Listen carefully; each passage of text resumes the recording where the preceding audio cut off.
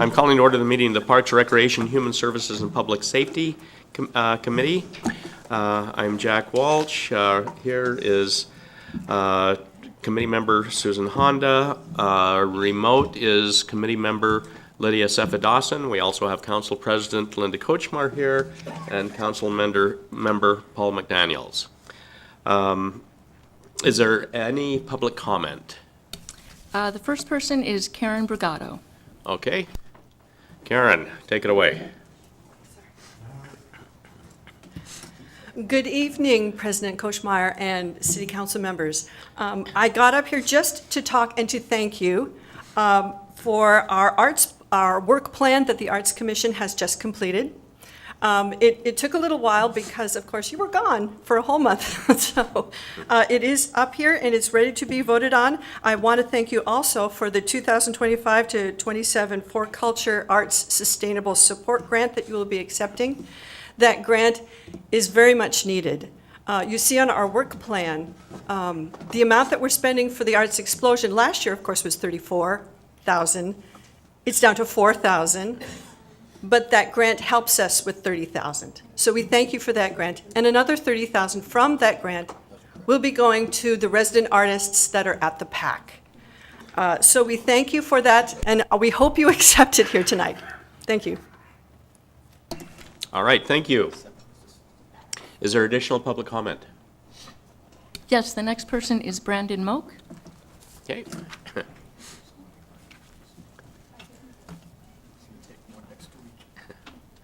Hi there. Thank you for having me. Many of you know me.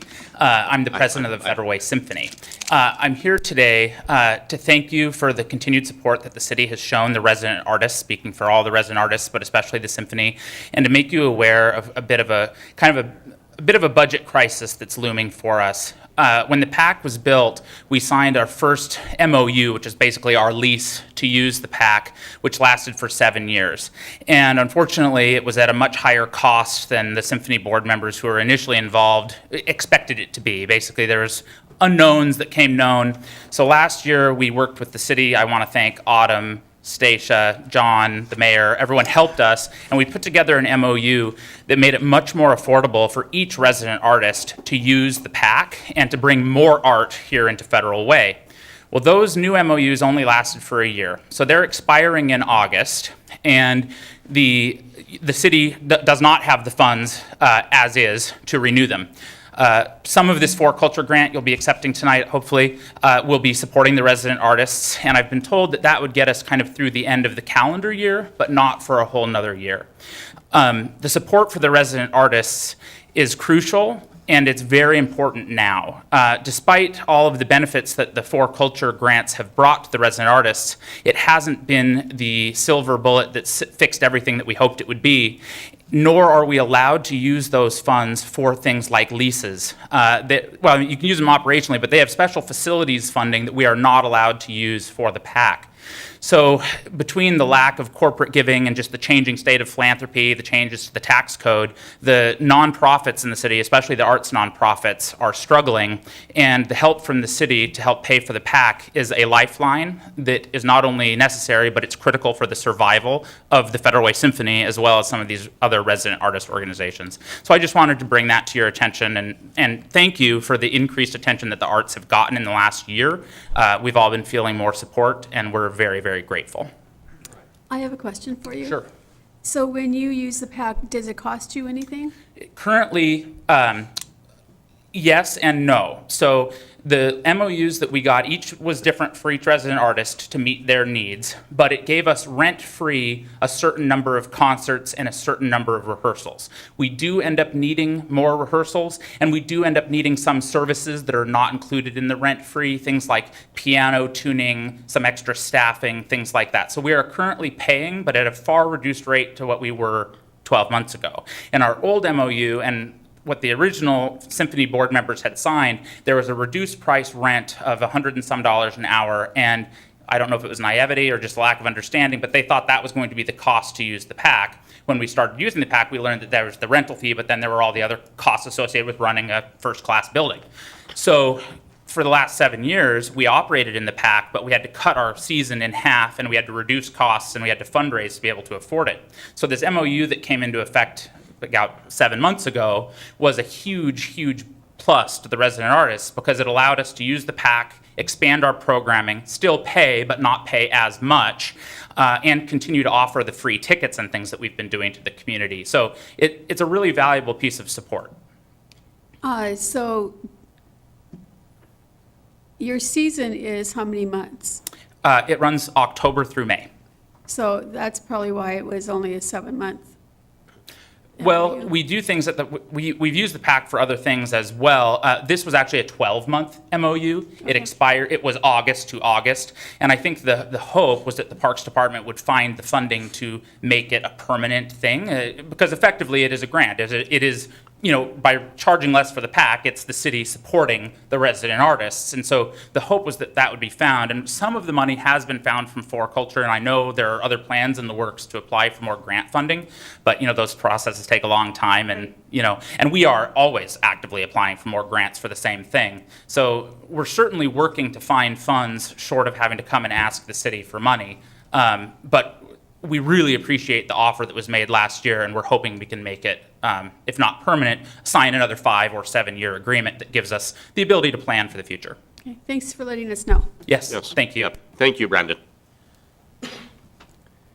Any other public comment? All right. No. We'll go to item A, approval of summary minutes. I move approval of the minutes. Second? It's been moved and seconded. All in favor, say aye. Aye. Aye. Aye. It passes unanimously. Thank you. All right, item B, program year 2025 to 2029 Community Development Block Grant CDBG Consolidated Plan. And that does not look like the person who's on the agenda here, so. That was your first challenge. Much shorter haircut than what she has. Yes.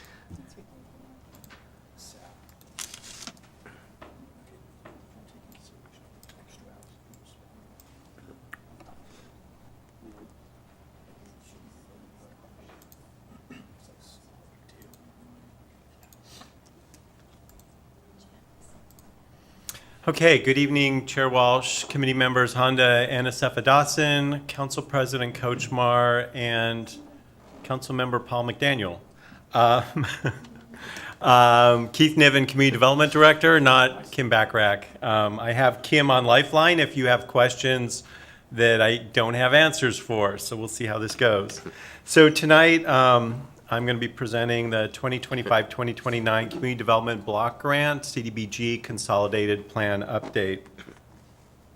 So the policy question in front of the City Council is, should the City Council approve the 2025-2029 Community Development Block Grant, CDBG Consolidated Plan? So we did a bunch of assessment and economic analysis, and there are 4 priorities that underlie the funding that comes out in this plan. So economic development and job growth is 1, affordable housing is 2, homelessness is 3, and then establish and maintain suitable living environment is 4. So the breakout of the funding, we have about, it's $813,000 annually from HUD, at least we think we do, that is then goes for funding different programs here within the city. And you can see the breakdown by SURF, which is Community Economic Revitalization Funding, administrative and public services, and more specifically, this is how that $813,000 is being recommended to be allocated. And this comes through, like the human services grants, which we talked about a couple months ago, this comes through our Human Services Commission in terms of the applications and the scoring. And this is the recommended outcome of that commission work. There were 3 projects that are not getting funded. ACHD, which is small business support, PIM Savvy, which is micro enterprise expansion, and Upwards Boost. Each one of these, ACHD asked for $195,000, PIM Savvy asked for $150,000, Upwards asked for $264,000. These three that weren't funded, that comes to $609,000. We only have 813, so this is a lot of money here. But there were reasons why these were not funded, and primarily they didn't score as well as the others in terms of kind of return on investment and I can get into more specifics if you have questions. They haven't been funded in the past either, have they? ACHD has, but the other two have not. Okay. And so where we are in this process, so HUD requires us to hold 2 public hearings. Did we open the public hearing? We've not opened it yet. Okay. We can open after your presentation. Sweet. So tonight is the first hearing. The second hearing will be April 15th. And then the council would be expected to take action on May 6th. The public comment period for this draft consolidated plan is open now and will stay open until the 21st of April, which is kind of works out to make sure that we have the hearings, get all the public comment before we ask the council to take action, which would be May 6th. And that is the end of my very quick but very thorough presentation. If you have questions before public comment, I'm happy to try and answer those, or I'll ask him to help. Can you go back to the previous? The table? Yeah, so that we can see what, Yeah, we don't have that information in our yeah, we don't have it in packet. the packet, so. Could you it's- send it to us too, please? Absolutely. All right. Can you see that, or want me to maximize it? We can see We it. can see. Okay, You know, if you want to maximize it, it'd be fine too. I think I can get there. Yeah, great.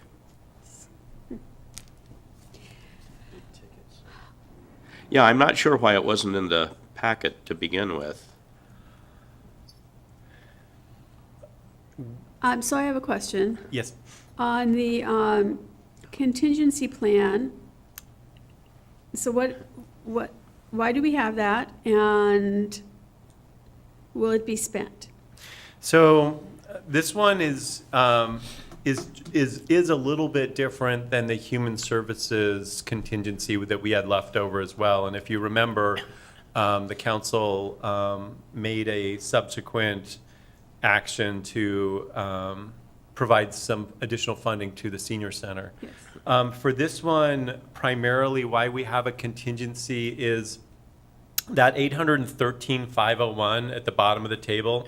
That's an estimate from HUD. So right now, the way that this works is HUD provides us with what they think we'll get. But ultimately, that number may go up or down.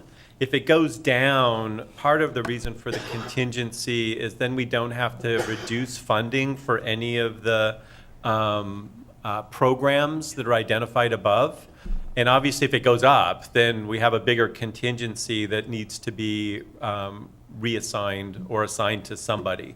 So part of this is, I think, council member, a waiting game for HUD to finalize their numbers. And then once we have clarity on that, and that's why this one's a little bit different than the human services grants, which are allocated by the council. That's an exact number. This one's kind of a squishy number for at least another few months.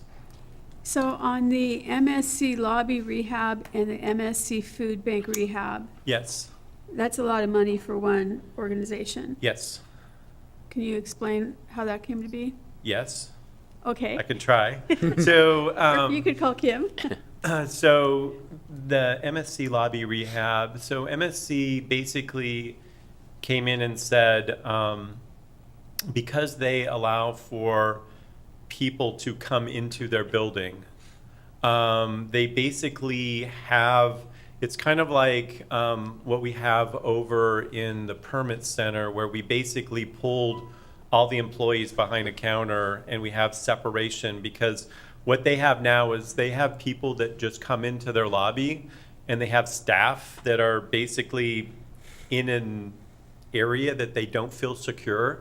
And so part of this lobby rehab is taking some security measures to protect their staff. And I think that was a compelling reason for the Human Services Commission. And by the way, Vivian is here if there is questions for the Human Services Commission as well. Thank you, Vivian. So that is that. If you have more questions, I can try and get to a finer grain of detail, but it's really to improve the security for their employees in their building. The food bank rehab they have elderly freezer and refrigeration units that don't have much life left.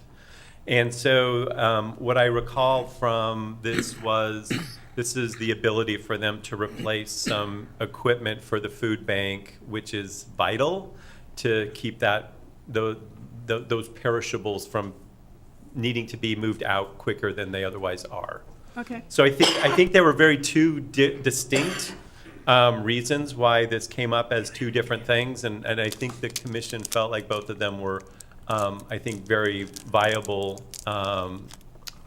granting provisions for our community. So did Anu only ask for 15,000? Number 5. I see 1.5. Yeah, it says 15. I don't know the answer to that. Vivian, do you? Do you want me to see if Kim does? Perhaps, I mean, that's a really good program, and it doesn't seem like, compared to the rest of what was given, that it was very much. So Kim, if you remember, did Anu ask for more than 15,000? No, they asked for 15. Okay. And part of that is that the medical teams international, the Orion, the Federal Way Community Center, and the ANU projects are all public service. So they fall under a much lower cap than the larger projects that you'll see below. Oh. So you'll see that those projects are all funded lower. Okay. And program administration, this is my last question. Does that go to your salaries? It pays for part of one of my staff's salaries. Not my salary, but Just part of a salary? I think it's not a full FTE, but I think it's, so again, this is, and Kim, do you know the answer to this one? Yeah, so that is, the program administration would include partial funding for one coordinator, as well as some hours for the manager. We won't necessarily use $162,000. This year, I believe it was like 117 that we ended with. So then whatever is remaining in that fund, we'll be able to move into next year's funding. So we'll be able to keep it, to give it to a different program if we don't use it. But we always put the max there allowed, just in case we do use it. Okay. All right, thank you. And thanks for being here, and thank you, Vivian, and the commission for all your work. Councilor I have my hand is raised, so whenever, Go ahead, Lydia, I'll do it after you. oh, go ahead. I can wait. I just don't want to be forgotten. Yeah. That's Yeah, okay. but I You're on the committee, Lydia, go ahead. Okay, all right, so, one question about the food bank we have is, I was told that they have reduced food bank services just because of funding cuts. So are they gonna need the rehab, still? That's one question. And I don't know if you have the answer to that question at this point. So, council member, are you maybe conflating the MSC food bank and like the food bank that's, I have not heard that MSC is reducing, I mean, because they just opened the new food bank up at Redondo Heights. Okay, no, I actually did hear that, so, but, it may not mean that, they don't need the rehab, so. It's like this. But it's just a question, because I do know Yeah. their food bank is gonna, they're experiencing funding challenges, and so the food bank is one of the ones that was hit, so. And then my other question really is, the goals is to expand economic opportunities, preserve affordable housing, prevent and address homelessness and establish and maintain suitable living environments, right? So with the inclusion program, do they help them find employment? Is the Federal Way Community Center, No, you go, we're fine. You just go take a break. Sorry, Lydia. okay. I can jump in for that one a little bit. Okay. Go ahead, Kim. Thanks. The program would fall under the goal, establish and maintain suitable living environment. Uh-huh. That goal generally is addressed by all of the public service projects there. Okay.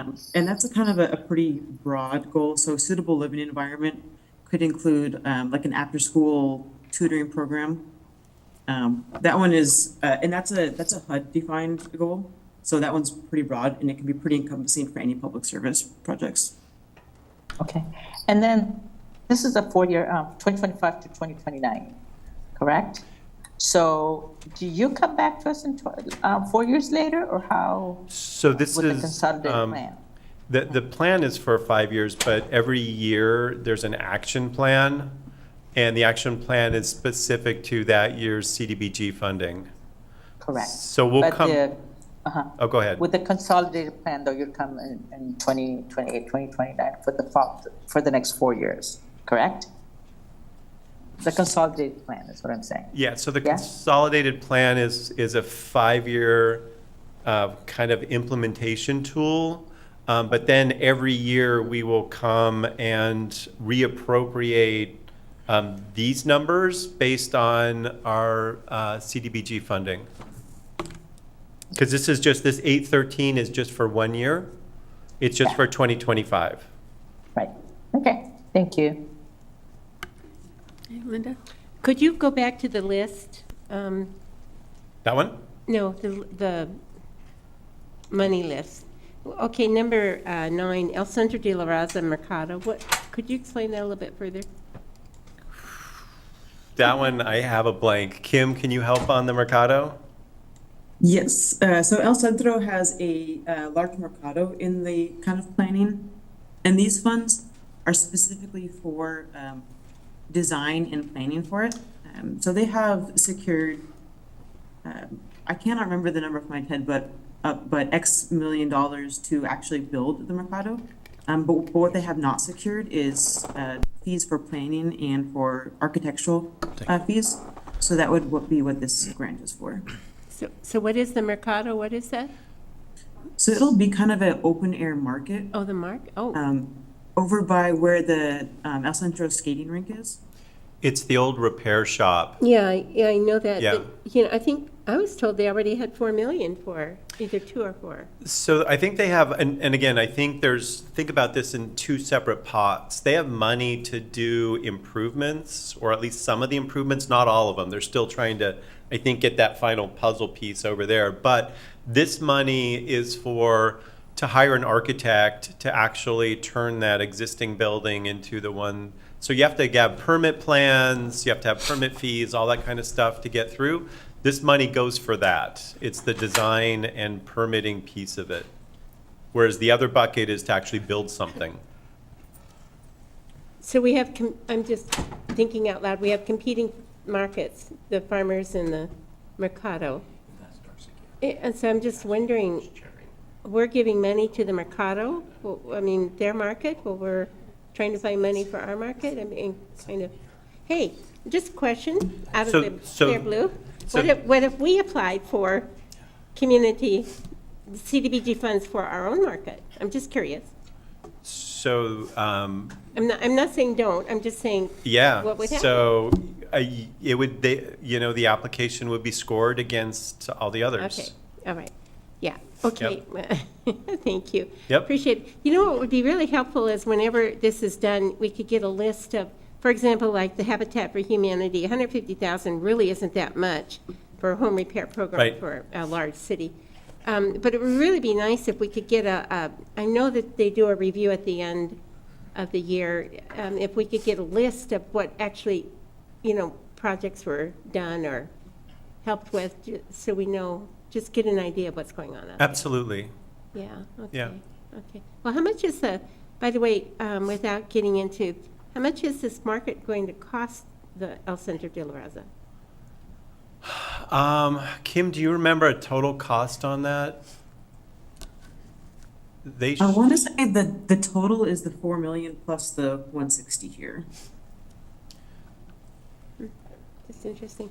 Thank you. Yeah, with the, also, if, I've had a little cough lately, you may have noticed, but when I come here to the council chambers, it gets, so it's, instead of a little cough, it's a major cough.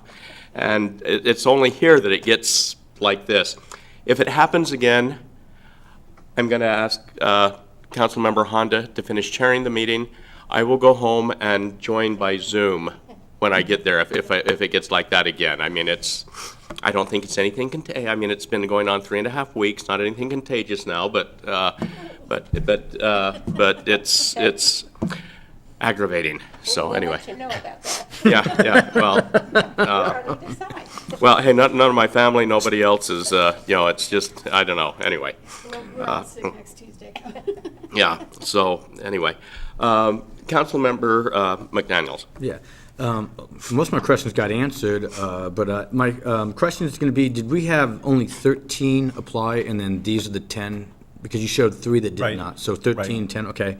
And then my question is, I'm not familiar with a couple, so like, can you explain 5 and 6? I know that, what is 6 going to be actually when we get down to it, the 150, how they're going to do that particular? So, and we showed, and I know all of these things have their own acronyms, and it gets a little confusing. Kind of, we showed some slides from the CAPER, maybe about a month ago, and things like roof repair. There was a deck, if you remember, a photo of a deck with a ramp that got built by Habitat. And so they do small, minor home repairs for people who can't afford to do that. So it's that 150 is broken up. I think, and Kim, was it like 12 projects last year? Yeah, they say generally a max of $20,000 per project, but there are also be a couple projects that are under 5,000. And then I believe that's the one we switched over to using Habitat for Humanities because they were better utilizable for Yeah, doing projects. we tried to directly work with contractors and found that not many contractors want to work with the city. So this was a much more efficient way to get projects actually done and utilize the money in a timely way. Gotcha. And then what is 5? What is a new? I'm going to ask Kim to weigh in on that one. Yeah, they're a aerospace technical training program. So they have, I'm trying to remember this correctly, but like educational and job training programs. Is it similar to Orion, or? It's for women. well- Similar, Orion focuses a little more on individuals with disabilities than ANU does. But it's in the aerospace area then? As if I'm remembering correctly, I'm about 95% sure, but I can look that up really quick. Appreciate it. And my last one is on the El Centro de Laza. When he came in and explained it, I thought he was using the second parcel that was in between the skating rink and the building for the market. Thank you. So the market is, includes the building. So remember, they talked about stalls. I don't remember what, seemed like that presentation was here. It was a couple of months ago. They I'm talked sure. about creating small business stalls. It's going to be in that old auto repair store. So it is both those parcels then? And so it's going to need parking for the Mercado. And so I think the area in between the skate rink and the existing auto repair store, that parking lot, which needs to get paved, that's part of the cost, is doesn't meet standard for stormwater and a bunch of other stuff. So all of that is what's kind of kicking that cost up to like $4 million. But I think that area in between those two buildings will still be parking, but it might allow for some outdoor vendors as well. I just don't know because they haven't come in with a plan yet. They keep talking about what they want to do, but they actually haven't actually come in to talk about permits and plans. Yeah, I'd be curious because like I said, my understanding is that when I asked him directly that question, I thought they were saying they were using that middle spot and the buildings were going to be used for something in the future. But as soon as you guys know, if you could pass it on, I'd like to know what the actual plan is, not just, hey, here's some money and hopefully we build something in the future. Absolutely. Awesome. Thank you. So, Yeah. Go ahead. So Anu, I just looked them up because I thought they were construction. So they're pre-apprenticeship training programs, apprenticeship readiness and retention, youth exploration program, CDL program, forklift certification, passport to apprenticeship. So it has to do with construction too. Okay. For a new? Yeah, for Anu. Okay. All right. Council President. So El Centro de la Raza hasn't, they haven't applied for a permit yet, obviously. Right. And so could this scenario be possible where we would give them $160,000 to give to some firm to do the design and so on, and they'd come in and would get denied because of the parking? Is that a possibility? Sure. I mean, the process will make sure that there's enough parking for the use that's there. It would need to meet all city codes and building codes before they could occupy the building. So essentially, we could give them $160,000 that would basically go nowhere. So, but that's where the rest of their money is parked as well, right? So they've got a bunch of money to get to a certain space. The 160 is to hire a professional to actually get them through the permitting process. Okay. So, you know, is there a risk there? Sure. Is there a possibility that it couldn't make it through the permitting system? Maybe. But that's kind of true for, I don't know. Can I interrupt? Kim, Sure. correct me if I'm wrong, aren't these reimbursable grants? So I think it'd be a matter of they would submit requests for reimbursement for those expenses. Is that correct, Kim? Yes, that's correct. Each of our contracts are also held tightly to outputs. And so if El Centro did not achieve the outputs in their contract, they would not be awarded the funding. Okay. Thank you. Okay. Okay, go ahead, Councilmember Honda. I was just going to say, El Centro de la Raza, I've talked with them a few times, and I think they're very well prepared and ready to go on this. They have this up in Seattle. They know what they're doing, and I think it's a good program to support.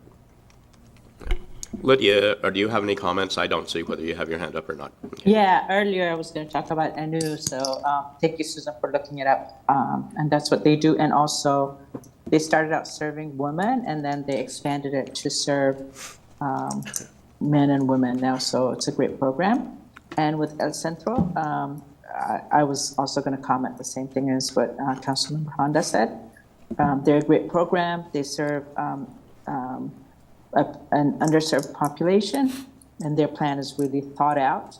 And we still have that standing invitation to go visit them.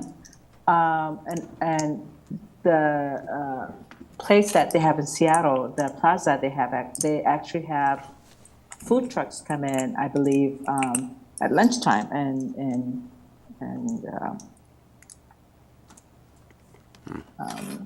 help small businesses to operate there. So if that's, so they have things that they do up there, which I hope they replicate down in Federal Way. And so that's what I wanted to say. Thank you. Yeah, I'm not concerned about whether it's a good program. Obviously, it's a good program. It's just, it's a odd-shaped triangular lot, and whether they would be able to make it work with parking in that odd-shaped lot where people would be coming in from very busy streets on either side. I'm just wondering how it would work and things. Yeah, access is my question on that. But also another thing with the El Centro Mercado, they're asking for $160,000. Yeah. And for a similar,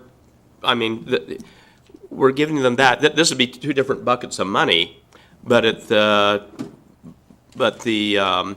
public market group has been asking for $70,000 or $75,000 for a study to see if they can do it, and we haven't addressed that yet. We're giving $160,000 for another market, and like I say, it's different buckets of money, but it seems a little odd to me that They we would. apply? Well, I don't think they'd be eligible for this one anyway. Like I say, it's different buckets of Yeah. money. Their But- time will come. But it still seems kind of odd to me that we'd, with two similar type things for markets.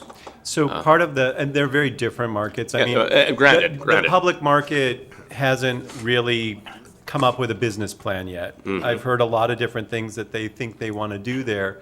El Centro de Raza has said, part of the purpose of the Mercado is to provide opportunities for small business owners, entrepreneurs to actually get their feet underneath them, which is why it fits with the CDBG funding, which is economic development. So if ultimately the public market comes up with a business plan that can demonstrate economic development value, job training, things of that sort, they're welcome to apply next year or the year after that. I mean, they'd have to meet the criteria that's set up, and then it would be evaluated by the Human Services Commission.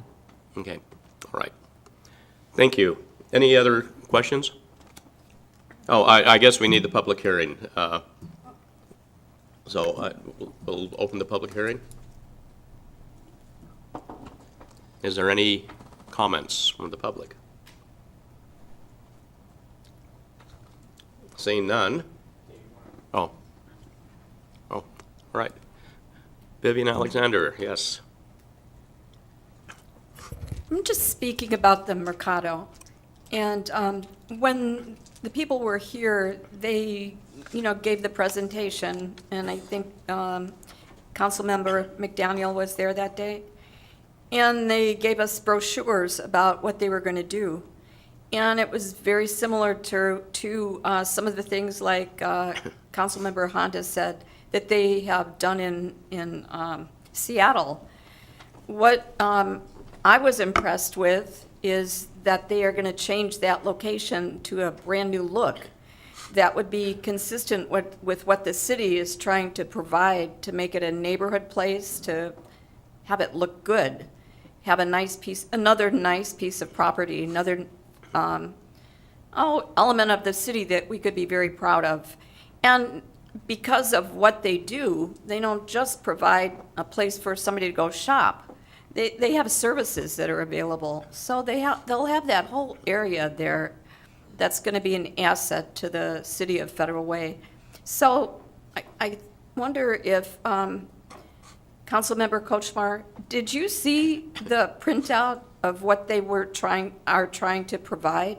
Well, we can get that to you if you It's would not- like it. No, I have no problem at all with what El Centro is planning. It's the lot itself, whether it's going to The pass space. our permitting requirements for parking and, If it's even ingress and feasible. egress, and, that's in planning. It's not in, so What they're that going to would be- provide. Yeah, that would be Keith's expertise. Yeah, there was a lot of discussion. There was even discussion about the parking that night. There was quite a bit discussed about some of the same questions that you have, so, and they seem to have been answered. So we'll see what takes place and the updates that you all receive. It's definitely a challenging piece of property, not an easy one to work with. Yeah. So, all right. Any other comments from the public? Right. Do we need a motion to close the public hearing, or what's, or do we just close it? Yeah, we probably should have a motion to close it, and then Okay. we'll continue on with the regular meeting. I move to close the public hearing. I'll second. All right, all in favor, say aye. Aye. The public hearing is Aye. closed, all right. So do we have a motion? I move to forward the proposed 2025 to 2029 CDBG Consolidated Plan to the April 15th, 2025 agenda for public hearing. Second. It's been moved and seconded, all in favor, say aye. Aye. Aye. Aye. It's approved unanimously. All right, item C, Arts Commission 2025 Work Plan. Thank you all very much. All right, thank you, Keith. Right.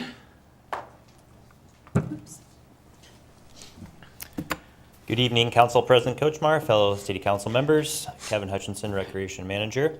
The policy question you have before you tonight is, should the City Council approve the Arts Commission 2025 Work Plan? Your options considered are approve the proposed Arts Commission 2025 Work Plan or do not approve proposed Arts Commission 2025 work plan and provide direction to staff. The mayor's recommendation is option 1. The financial impacts to the city are none. The Arts Commission must work within the appropriated budget that they were given for the year. Some background information: we met back in November at our annual retreat to talk about goals for the 2025 year and work plans that was voted on in the January and February meetings, and the February meeting was unanimously approved. Some highlights for the 2025 work plan are your Arts Explosion Festival set in May, traffic graphics, summer sound concerts, holiday tree lighting, and then others that you can see in your attachment here that's on the 2025 work plan. And with that, I can answer any questions that you may have. Right. Councilmember Honda. I would like to ask maybe Karen, are you the chair of the Arts Commission still? Yes. Okay, if you don't mind, some questions. One is diversion programs.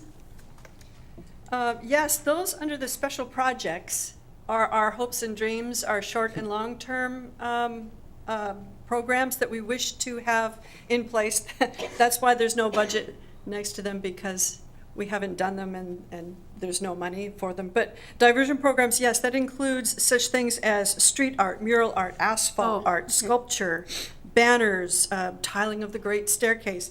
It also is a diversion plan because we will involve the public in this. Phenomenal She, Progress Pushers, Federal Black Collective, Boys and Girls Club, Kuman School, El Centro de la Raza, Scouts, SHAG members, Korean Women's Association, all of them will help us to create the diversion programs. I know diversion programs, it sounds funny, but I'd rather go after groups that might be at risk. I'd rather they pick up a paintbrush than a needle, than a gun.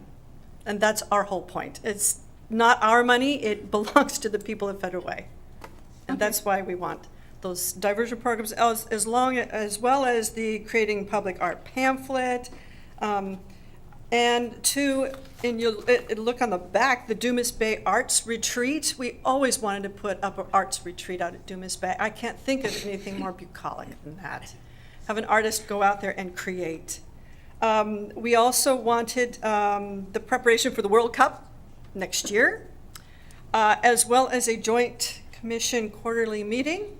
We got that off the ground last year. We want to get it off the ground this year as well. We think it's important for all commissions, those that have budgets, to get together. Those that appear on 357 of our biennial budget, yay, should get together and talk about sharing resources and marketing, some other fun things like that. So then my other question is on the traffic graphics. Yes. When that started, one of my questions was if, let's say there's a box in front of a business, if the business could sponsor the traffic graphic on that box, so that way the Arts Commission in the city doesn't have to pay for every box that's covered, and we could get more boxes covered throughout the city. Has that ever been discussed? Yes, and it has been. That's a very good question. Again, it would be us asking for sponsorships. We're good at that. With the Arts Explosion, we're very good at asking for sponsorships, since we did it for Arts Explosion. And that's one of our main things that we're going to be doing this year. We're also going to be putting up boxes in front of the Federal Public schools. And so we'll be asking them to share in costs as well. Okay. Yeah. Good idea. Yep. Thank you. Sure. There's just one change I had on our plan. I thank Kevin for this change, that the Arts Commission Chair will have help with distribution. I know I am senior, but not that senior. I wish to change it back to what it's always been. Arts Commission Chair assist the chair with development of the budget instead of distribution. Is just a little key change, but I wish that to be. Could you possibly change that one word? Thank you. Kevin, is that a reason it's there like that? I don't know why it's changed. I think it's because the development of the budget's up to city council. The budget is, right. Right. But our own individual budget underneath that 65,000 is, it can change. It can. If we get sponsorships, that frees up money for other things. And you're saying it should be, instead of distribution, you're wanting it to be what? Development. Development.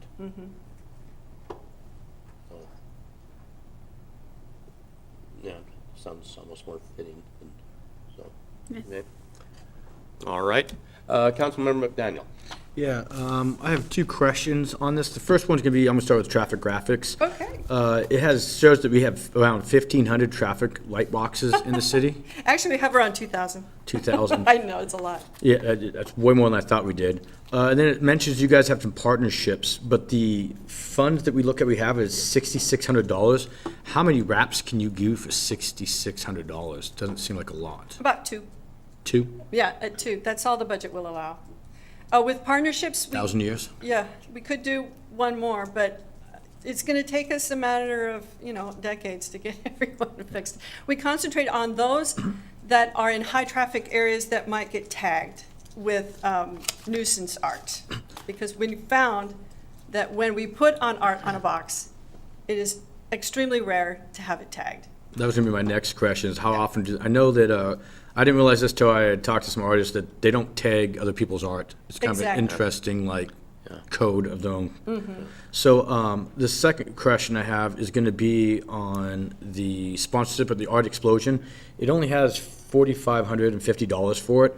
Again, that seems like a low amount. What is the actual cost for Art Explosion, and what percentage does that cover? Last year's cost was $3,400. We want. Cost or you guys' amount? That's what it cost last year to put it on. Okay. But because, 34,000. Okay, thank you. I was Okay, like, that's more like it. I was That's like, more something like it. makes I was sense, saying, but- wow. I'm sorry, I'm getting my zero. Just a zero. We need to 34,000. have you do other things if you can stretch dollars that much. I know. But then again, we took in for that 44,000.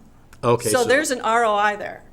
So this number is what you guys are put in, but there's That's the an cost. offsetting amount that will come in to justify that a little bit? Right. Okay. The grant that you'll be talking about later, the For Culture Arts Sustainable Grant.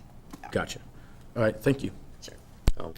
Just since you mentioned that, what's the main source of revenue with our Arts Explosion with the 44,000 that came in? Sponsorships. And 2, we collected about $6,400 last year as an ROI above and beyond what it cost Kiwanis, because they were partnering with us.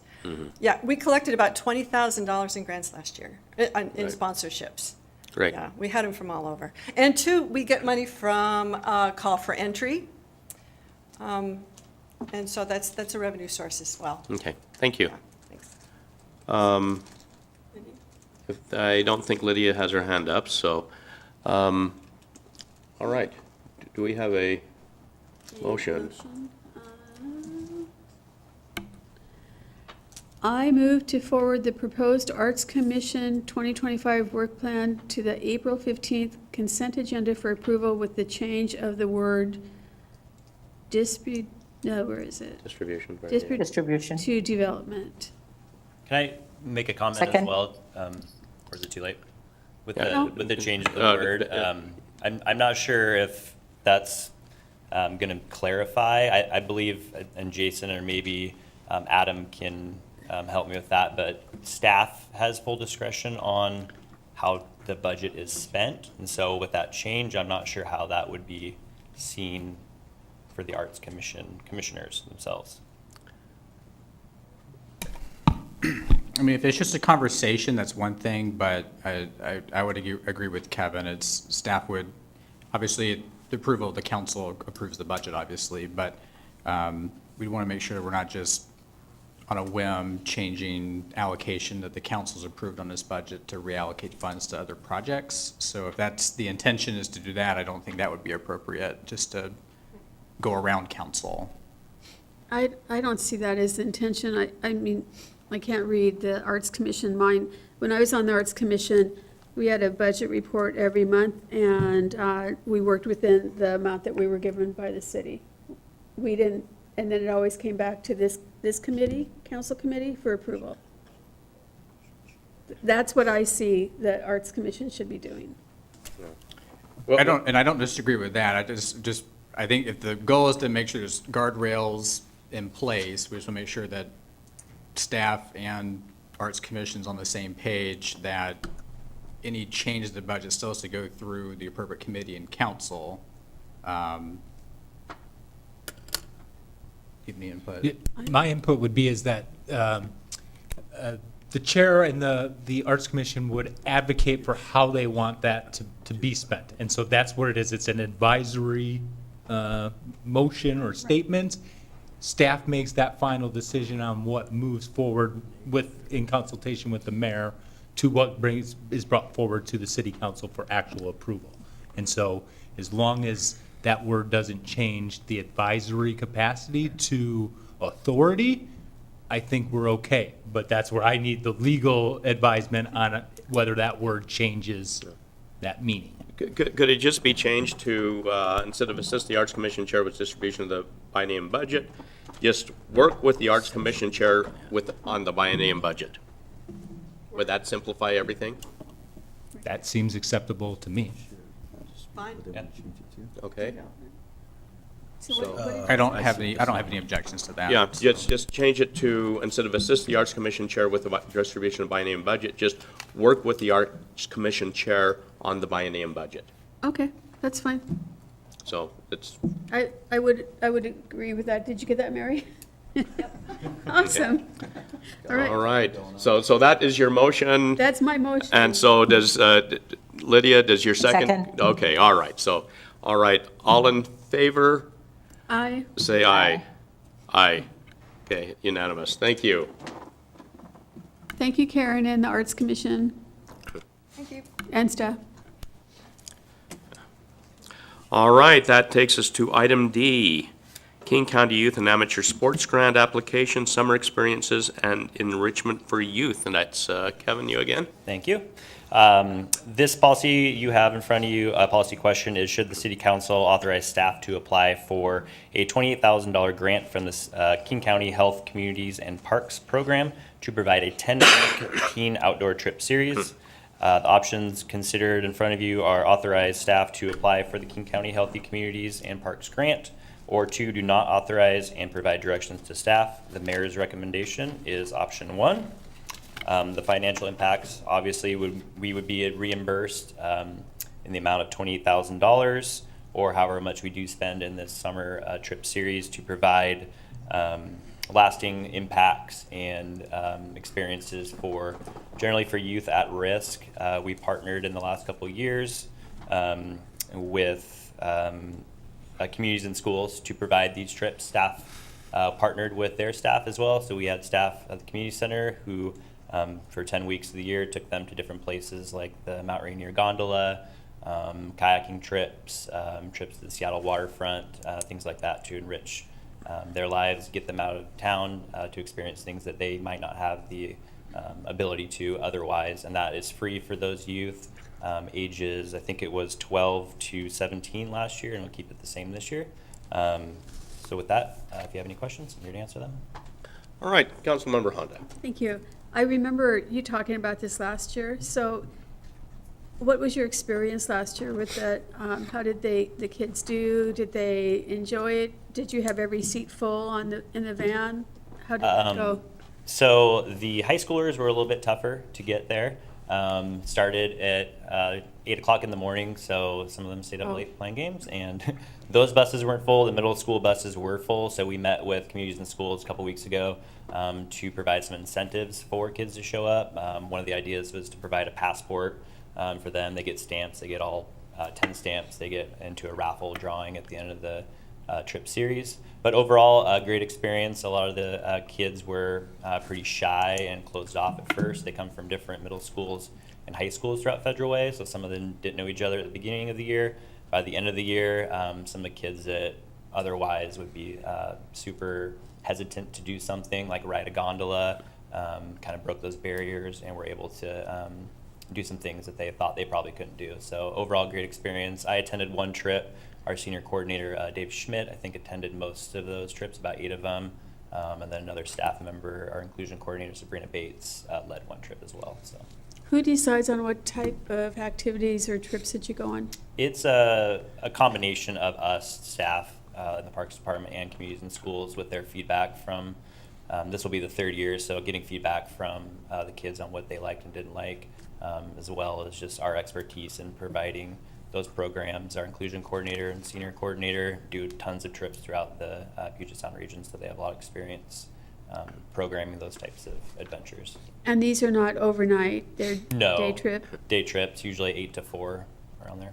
And you provide all the food, so they don't have any cost? Absolutely. Yeah, provide food usually.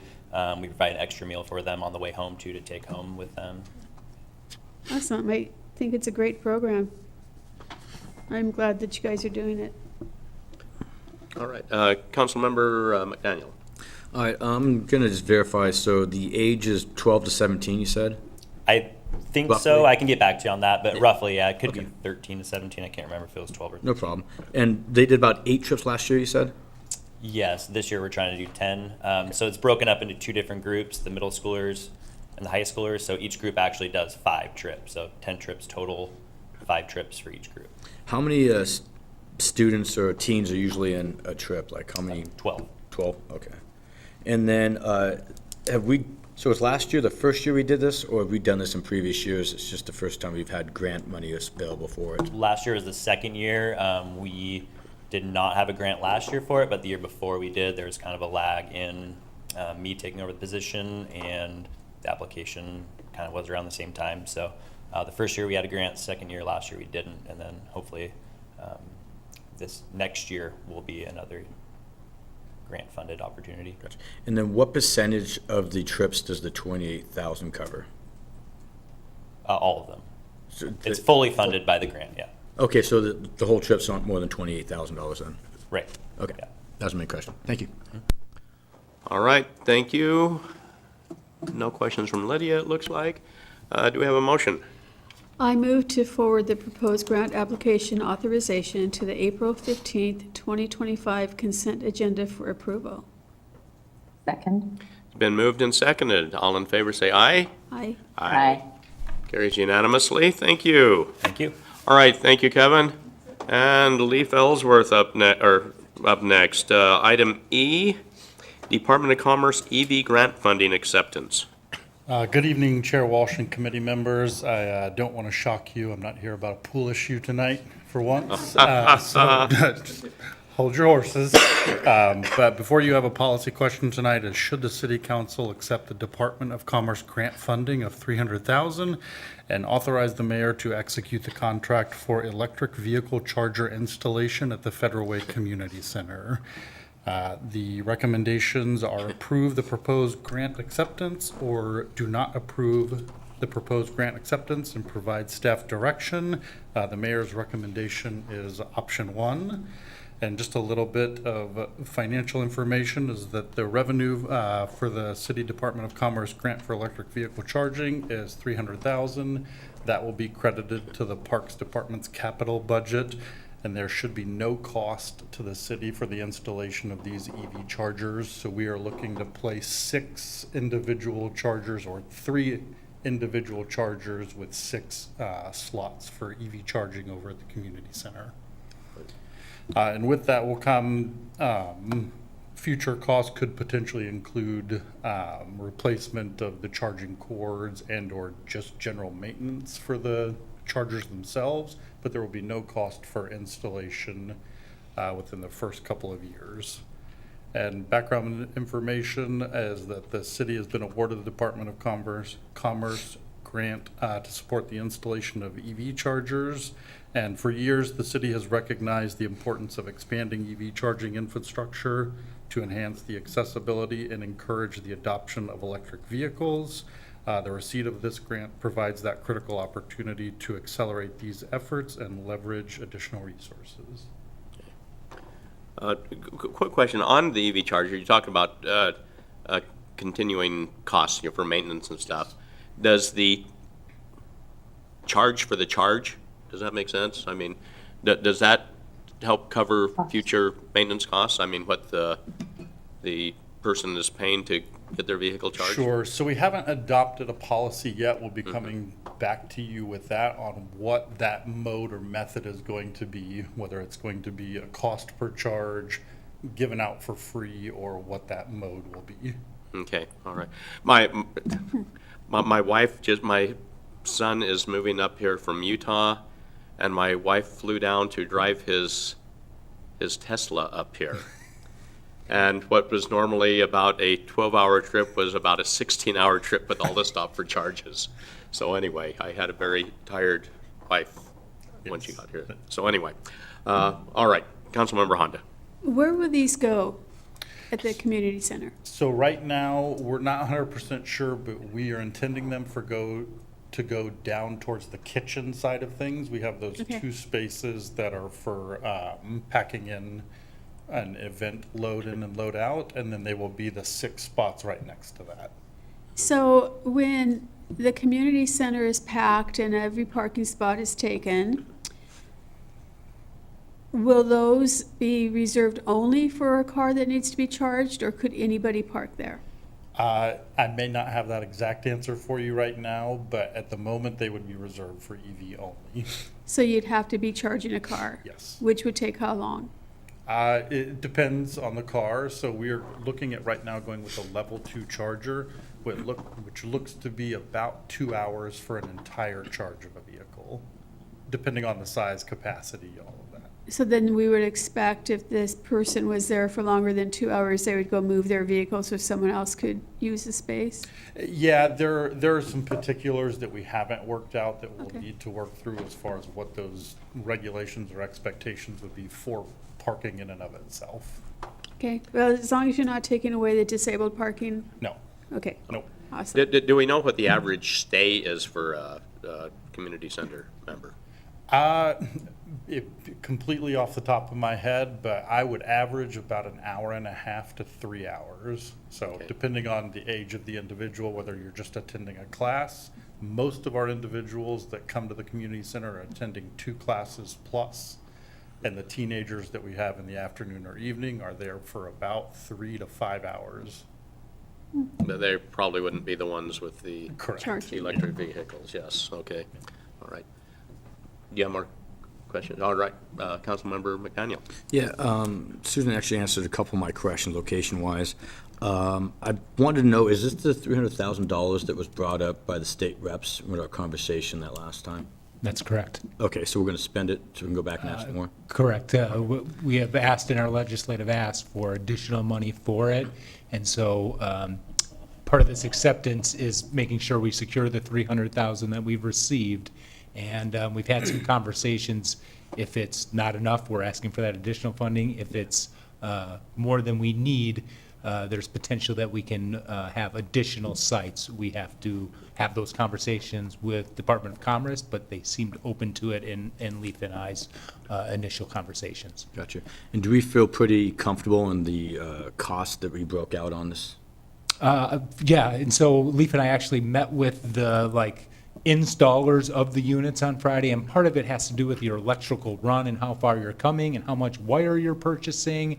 And so kind of the secondary would be that side location where there's generally not a lot of parking, and so that's not our preferred, but that's the cheaper and less infrastructure that needs to be installed, but it's Shorter not the most distance. convenient, right. And so those are kind of the factors we're weighing. We're waiting on kind of price costing based on those 2 options. We hope to get those back sometime next week, and that will help further our decisions and where we go from there. Okay, thank you. My only thing, I have 2 comments on that one. I don't like the idea that it can only be EVs, because that place does fill up during certain hours, and the closest parking spot is quite a bit away. And I don't mind walking it, but there's a lot of people I see at the community center on a daily basis should not have to walk that far. And the second one is, I don't think the city should be paying for the charge. It needs to be a charge. They get charged if they're charging the vehicle. It should be a charge a for the pay. charge. Yep, I agree with that one. Thank you, though. Okay. Right, anything else, Susan? Okay, and Lydia, nothing? Okay. I move to forward the proposed EV charging grant acceptance from the Department of Commerce to the April 15th, 2025 consent agenda for approval. Second. It's been moved and seconded. All in favor, say aye. Aye. Aye. Thank you. Thank you, Leif. All right, next,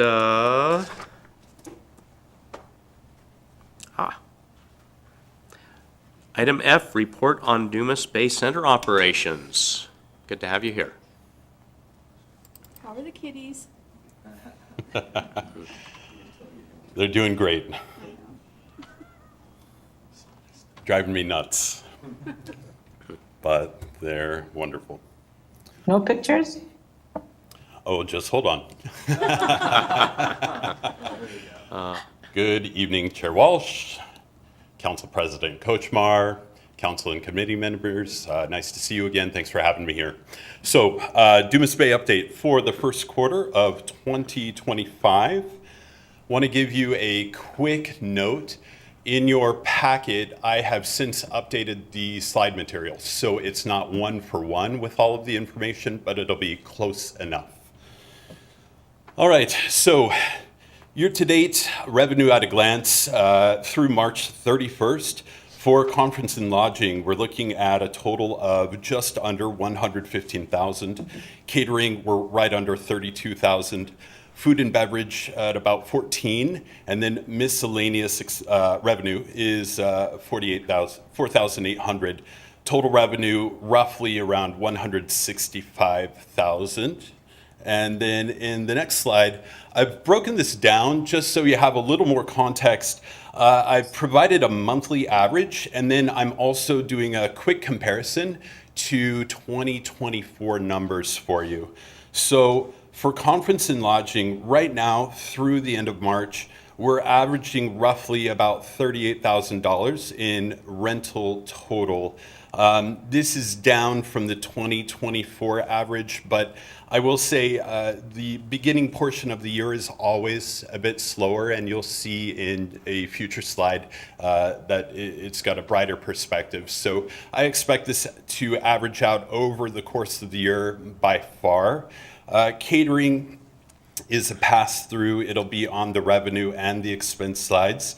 But again, 31,974, averaging just under 11,000 a month right now. Our average in 2024, interestingly, was higher, but I'll explain why there's a decrease here. It's because we've started to provide more food and beverage options directly, so we're actually gaining revenue while the catering expenses are going down, which is a great thing. Food and beverage up next. 14,000 is our year-to-date. The monthly average right around 4,500, and as you can see, that's already up from last year's monthly average of just under 4,000. I do expect that to also increase. Miscellaneous expense or revenues, would be things like staffing fees, equipment fees, etc. And we've got a monthly average right now of about 1,600. This is just so that you can have a comparison. Right now on the books for the entirety of 2025, for conference and lodging only, we have at least projected $445,000 in potential rentals. Obviously, until they pass through the building, that is all theoretical, but lots of things can change, but this is a lot of our repeat customers and firm bookings at this point. And as a comparison, in the entirety of 2024, we banked just under 540,000. So right now, 3 months into the year, we're only about $100,000 behind that yearly total. And here's our expenses. So the 100 would be our kitchen expenses. Our monthly average right now is about 4,833. I have had several larger kitchen expenses, maintenance on both of our ovens, maintenance on one of our freezers, maintenance on our ice machine. It's caused the average to be higher than it probably will be. I do expect this to even out and settle down over the course of the year. Catering, again, as you saw in the revenue, is a pure pass-through, but I am happy to say that we are accumulating more of the revenue in that department. Expenses, so just the general expenses for the building, as you can see, are down quite a bit. We're doing a lot of cost savings evaluations on products, purchasing, et cetera, and trying to minimize where we can. That will continue. Whoops. The theater expenses in 352 are fairly low at this point. All we've had so far is maintenance, and so right now it's at about 1,426 for the year to date. That will increase slightly. We've got a couple of big expenses, hopefully, that we'll be able to afford coming up, and then also our annual theater inspection will raise that only slightly. And staffing, right now it's up. A quick explanation, in January, I definitely took advantage of a slower month to staff the building more fully and take care of a lot of maintenance needs, cleaning needs, et cetera. This is a rundown of the bookings so far this year, and this is just the days that the building was in use for each type of rental.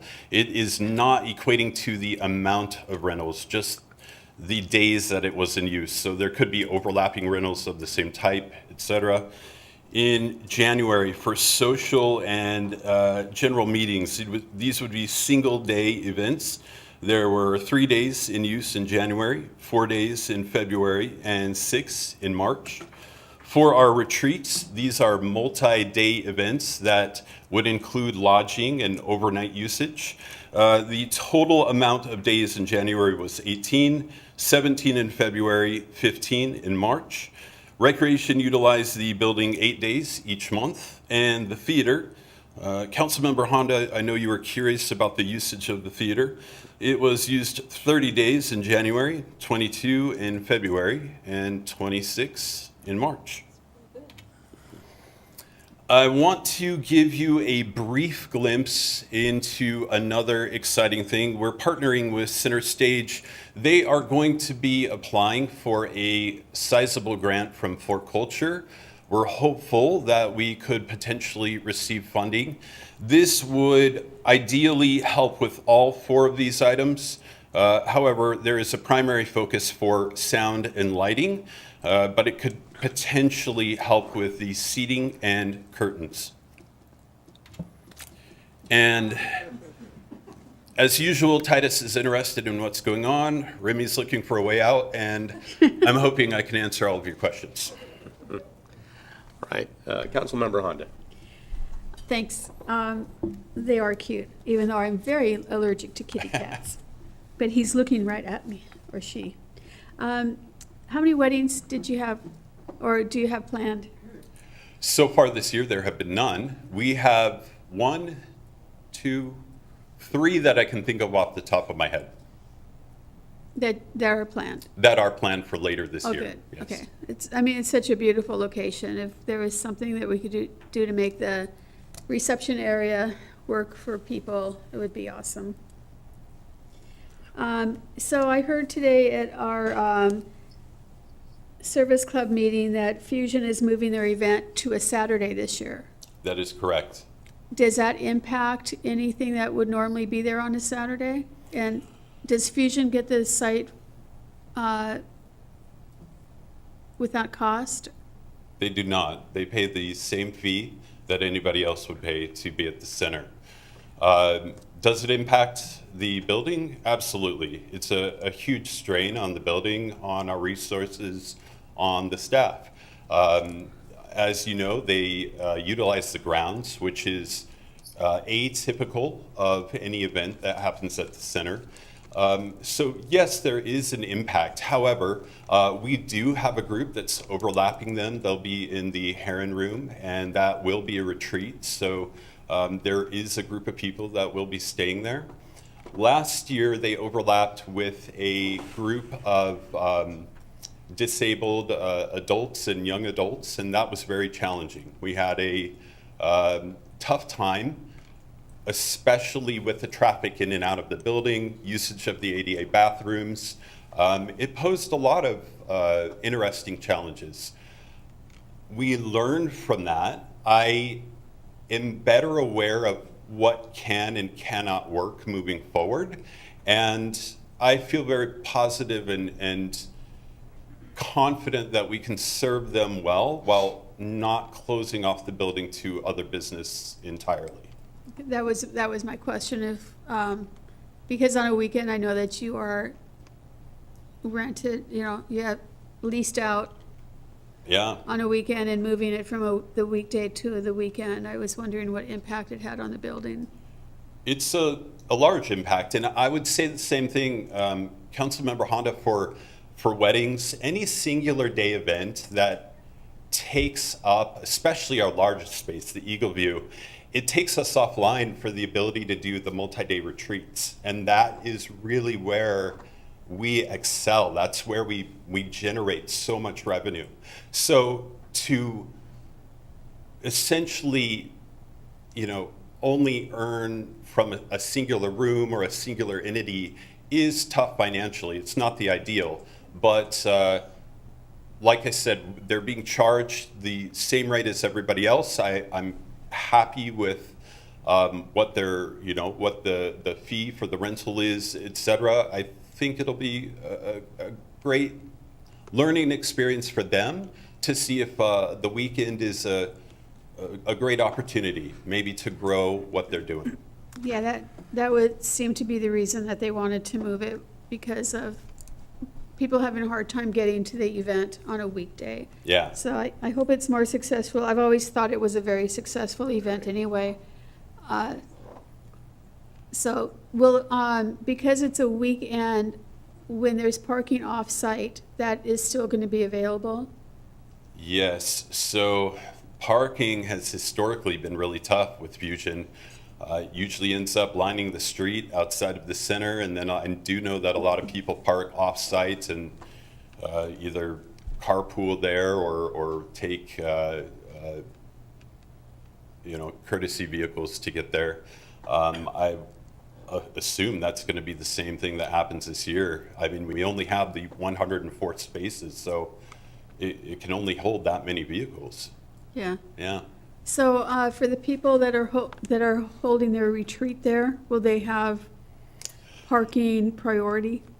Absolutely. The nice thing about the retreat members is that they're arriving prior to Fusion. And so they'll already be situated and have their spots. So, unless they leave or if somebody were to arrive late, they could have some challenges. Okay. So I recently talked with Center Stage, and they were telling me about the issues that they're having, and that they were applying for a grant. Is the city helping them apply for that grant? And does the grant come to Center Stage, or does it come to the city because it's our building? Sure. The city partnered with Center Stage in this 10-year lease in the good faith that it will open up grant opportunity for Center Stage, for them directly, but also for them indirectly, essentially for the center. Yes, we're helping them every step of the way, and we'll provide any amount of support that they need. It is a really, really, it's an invaluable opportunity for us to secure funding. The way that the grant will work, and Autumn might need to ring in to help me because she's definitely got more expertise in this area than I do. But once the grant money is secured, it would be paid to Center Stage, and then it would be a reimbursable expense. Autumn, would you chime in? Yeah, of course. Center Stage would apply for the grant because they are the 501c3 that is eligible, and because of their 10-year lease with the city, they can go after these types of funds. They would be awarded the grant. The city would ultimately need to write those contracts because they technically would be public works contracts making changes to the facility, and ultimately Center Stage would submit the invoices to do a reimbursement and then pay the city back. So it's kind of a roundabout way of getting grant funding, but we've vetted this through For Culture to make sure that they're eligible and have been working with them to make sure we provide data and backup documentation for the center so that way they can write a comprehensive grant application. Well, I hope they get it, and thanks for making that possible. Thank you. And I'm very impressed that the theater has rented out so much. That's very impressive. That is, honestly, that is all Center Stage's usage at this point. They're heavily using that space. Is there not a church in there? Unfortunately, no longer. Oh, all right, thank you. All right, Councilmember McDaniel. Yeah, real quick, just tapping off on that one for the Center Stage. If Center Stage gets the grants, we do the work, they reimburse us, who owns the assets? It's a great question. The city does. That works out for us then. The next one is Fusion. You had mentioned Fusion. I know that the PAC has a whole building buyout. Do we offer a whole building buyout? We do. What is the cost for that? $6,500 a day. 65. And what does Fusion pay for the fees to provide their larger event? So they are paying for the Eagleby room, which is $2,400. The Finch room, $600. That's $3,000. A staffing fee, which I don't remember the exact amount. 3,000 plus then? Yeah. Right. But then they get used to the grounds, right? They do get usage of the grounds. Yes. Okay. Could you pull up slide 3 real quick? Yes. I like how the slides are actually kind of blending the look and feel with the pack, so it makes it easier to understand on this one. So when you say catering, when we do the catering, that is 100% pass-through? That is correct. Okay. Yes. And then for the F&B is where we're taking over more of the catering then? Correct. In 2024, food and beverage would have predominantly been beverage. Towards the end of the year, we started offering our own selection of snacks, desserts, etc. And so this year we're broadening that scope much more. And so yes, food and beverage refers to anything that falls within that, that we offer directly. Is that what a lot of the kitchen usage is for, is the F&Bs? It is, yes. Okay. Does the catering use our kitchen facilities for, okay. They do not. And if we have fallback, do we use the PAC's kitchen for anything? We haven't yet, no. Okay, thank you. And if you could bounce down to 5 now, slide 5. The one thing I'd recommend is like expense 100. What does that actually mean? What is that again?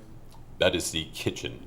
I would like to have in brackets below it kitchen, so when I see expense 100, I love seeing the expense 100 so I know for the accounting purposes, but then I won't have to ask you or stare at it multiple times. So if you could add those little things under the expenses, I think that would help improve us understanding it without having to ask a bunch of questions. But I really like the presentation, man. Looks good.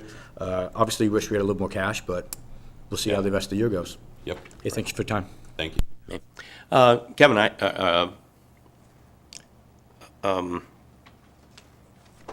not Kevin.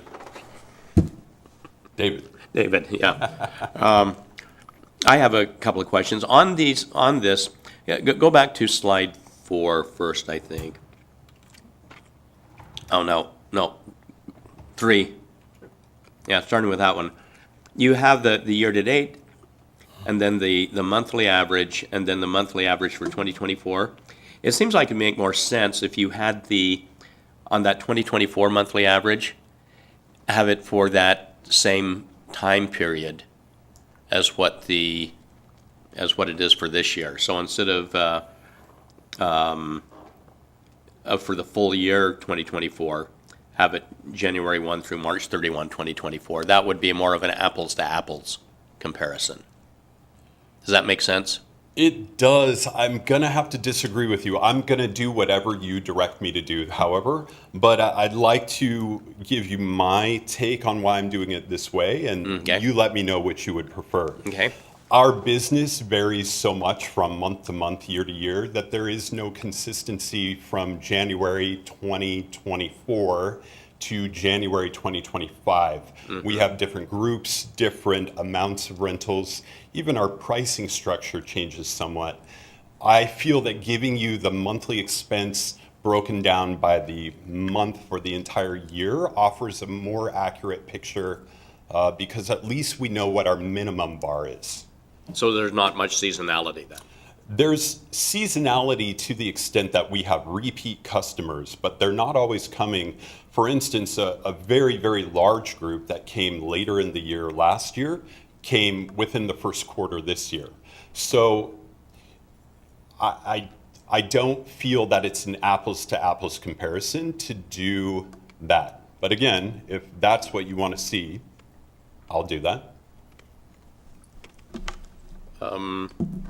Anybody else have any opinion on that? If you want to see a difference, I mean, you could do a third row, a third Yeah, column, yeah, and you could just do another 1 month column to see then. if it makes a difference or not. Because I understand, I thought the same thing as you were saying with doing it, but you're saying it's pretty much there is no spikes in the summertime and then lows. I mean, there is, but it's not enough in your mind to reflect on this report then. I'll provide that for you next time, and if you Okay. like it, we can stick with that.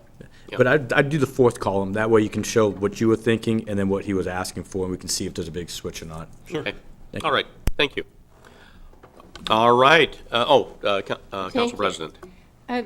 David, also on your revenue on slide 3, this is slide 3, right? Yes. So in your packet, the numbers aren't the same. They're just a little different. I'm just wondering, the revenue and the expenses were just a little different in the packet versus what's on the slide. I'm just wondering why that. That is correct. So when I'm providing the information for your packet, it is far enough in the past that I always want to give you the most accurate representation. So I literally was doing this today, I figured. including all of the month-end numbers. Yeah, I just wanted to double check. Thank you. Thanks for noticing. All right. Lydia, do you have any? Lydia, go ahead. Yeah, just a comment. We had a retreat at Dumas Bay maybe a month ago, and just wanted to give you feedback. The people loved the space, and especially being able to walk around in the back towards the water. They just thought it was refreshing, getting up in the morning, and just what a gem. And they couldn't believe we had such a place in Federal Way. So just wanted to share that with you, and I'm sure they'll come back to do more or other retreats in the future. Thank you for that feedback. Right. Thank you very much, David. Thank you for your great work there. Thank you so much. It's a great facility, and we appreciate it. Thank you. Thank All you, right. Al. All right. Autumn, item G, 2025 to 2027 for Culture Sustained Support Grant Acceptance. Good evening, Chair Walsh, Council President Kochmar, Council and committee members. I am Autumn Grasset, Contract Administrator and Community Relations Liaison. Before you is the 2025 through 2027 For Culture Grant Acceptance Award. This is a sustained support grant that the city received. This supports both the Performing Arts and Events Center and the Arts Commission. We have it outlined that $30,000 each year, so we were awarded $60,000 in '25, $60,000 in '26, and $60,000 in '27. Those funds will be split each year. $30,000 going to Arts Commission for the Arts Explosion event, and then $30,000 going to the Performing Arts and Events Center directly for the resident artist programs. So the question before you this evening is, should the City Council accept this award for $180,000 and authorize staff to execute the contract? And I am happy to answer any questions should you have them. Councilmember Honda? Thank you. So the resident art program, the $30,000 that's going to that, Yes. and we've heard that's not enough. So the Resident Arts Program, when we brought it forth to you in August of last year, we forecasted that we would need approximately $150,000, and that was based off of history of what the artists or resident artist groups had done in the past. Now that we have some hard numbers and we're able to forecast through the end of the season, it looks like that program will cost us about $130,000 through the end of, April, May, when their season is over. We anticipate that we have enough left in this year's funding to take through the end of the year, and then we do only have $30,000 allocated for 2026. It will not be enough. Even at the bare minimum, we'll be just shy about $100,000. However, Arts Foundation Federal Way has applied for additional grants, as has the city gone out looking for other grant funding that can help backfill. Some of those include Muckleshoot Tribe, Snoqualmie Tribe, Horizon Foundation, and Northcliffe grants to help offset some of those costs directly through our Arts Foundation at the PAC. So I think we made a commitment to our resident art groups that we would provide this service to them? We did make a commitment for 1 year under the understanding that we were trying to secure additional funding. We didn't extend that MOU past August 2025 because even through our biennium budget, because we didn't have general fund allocation available to put forth for perpetuity for this programming. I think as a council, we need to look for that funding. I think that this is important to support the resident groups and allow them to be able to perform at the Performing Arts Center. I don't know where the funding could come from, but I do think we need to look for it and let them not stress so much about it. My daughter was in a dance group, ARIA dance group, and I know we stressed all year about, we performed down at Knudsen Family Theater. Yeah. And it was difficult, you know, to come up with funding to be able to do that and to provide a dance experience for the community where they could come and see some really good dancing, ballet and things like that. So having gone through that stress as, you know, with the program that I was involved, I would really like to take some of the stress away from our groups and see if we can come up with that funding for them. And I don't disagree. City staff has met not only with Brandon Moak and Kathy Villaruz from the Federal Way Symphony. We've also met with the mayor, Brian Davis, and have looked at what we can do. Currently, we are working on term extensions through the end of the year and seeing if we can take them at least through the beginning of next year based off of the existing funding that we have. However, at this point in time, there wasn't an additional funding source, as we spoke with Director Groom, that we could currently, outside of going through our next biennium budget, that we could identify to be able to reallocate $130,000 a year for the programming. We're working on that and working on grants, but I don't have that answer for you as of today. With some of those grants that you're working on, what's the prospects with them? Are you optimistic, not very optimistic, cautious? I mean, you know, Yeah. what's the, you know, I mean, you never know until it's done. As I mean, Brandon said, with any grant, you know, it's a process and you don't know, but we are optimistic. The Arts Foundation has been able to secure a couple of grants in the last 60 days, both for Arts for Youth, some funding that will help offset resident artists organizations. Not to the full amount that we're looking for, but they've had success because we've been expanding their grants. So I'm optimistic that we'll be able to find additional funding. What that is and when that will come through, as Brandon mentioned, it's a day-by-day process. okay, thank you. I have another question. Yes, go ahead. The study that was recently done on how to have the PAC be funded better, Yeah. what did we learn from that? I mean, how are we took money, you know, to do that study. So what did we learn from it and how are we moving forward on what we learned? The biggest thing we learned is that we are significantly deficit in donorship and contributed revenue, and we're actively working on engaging a deeper MOU with the Arts Foundation to have them support the PAC in a stronger way through those private sponsorships and donations. And them moving forward and applying for grants for resident artist programs and deeper programming at the PAC shows their commitment to that partnership. They were able to receive a $16,000 Norcliffe grant that just got awarded about 30 days ago that goes directly back into PAC programming, some of that being our resident artist organizations. Those types of steps, and the more that we engage in that active grant writing and community engagement, will grow. And we're seeing, even in the last 6 months, the benefits of that study and the benefits of that partnership. What about naming rights? Naming rights would be a question for Stacia. That is something that okay. Well, and it's something that's in the OVG contract that they've been actively working on. Naming rights isn't a big thing. There she is. Thought I heard a giggle behind me. Naming rights, I'll let her speak to that one. Okay. So that way you guys have better answers. Okay, thank you. All right, Councilmember McDaniels. Nice to see you stuck around. Thank you. So I just want to make sure I understand. So the grant is $180,000 over 3 years. Correct. So and that's where we get the 60 a year, and we're splitting it up. 30,000 is going to, what's the first 30,000 going to? Arts Explosion. Okay, arts. And then the extra 30 is going to the PAC? Resident for artist the resident group. organizations. Okay. Yes. Are the funds actually that they're going to, are they strictly associated to those, or are they just a general fund underneath the PAC that then is broken out? No, it is strictly allocated for resident artist organizations. Okay. And then the resident artists, is that what we did the MOUs for? Correct. Yeah, some of these people have way better understanding on this than I do. That's okay. So is it 150 or is it 160,000 what we're thinking we need to actually have in the kitty for them? When we came to you in August, we had projected, based off of history, that we would need 150,000. We're seeing hard numbers that we need about 130, 135, and that's something that Stacia and I just confirmed today. So a little bit less than what we projected, which is great for the sake of trying to close that gap. So that's what you said, we're about 100,000 short at the moment. Correct.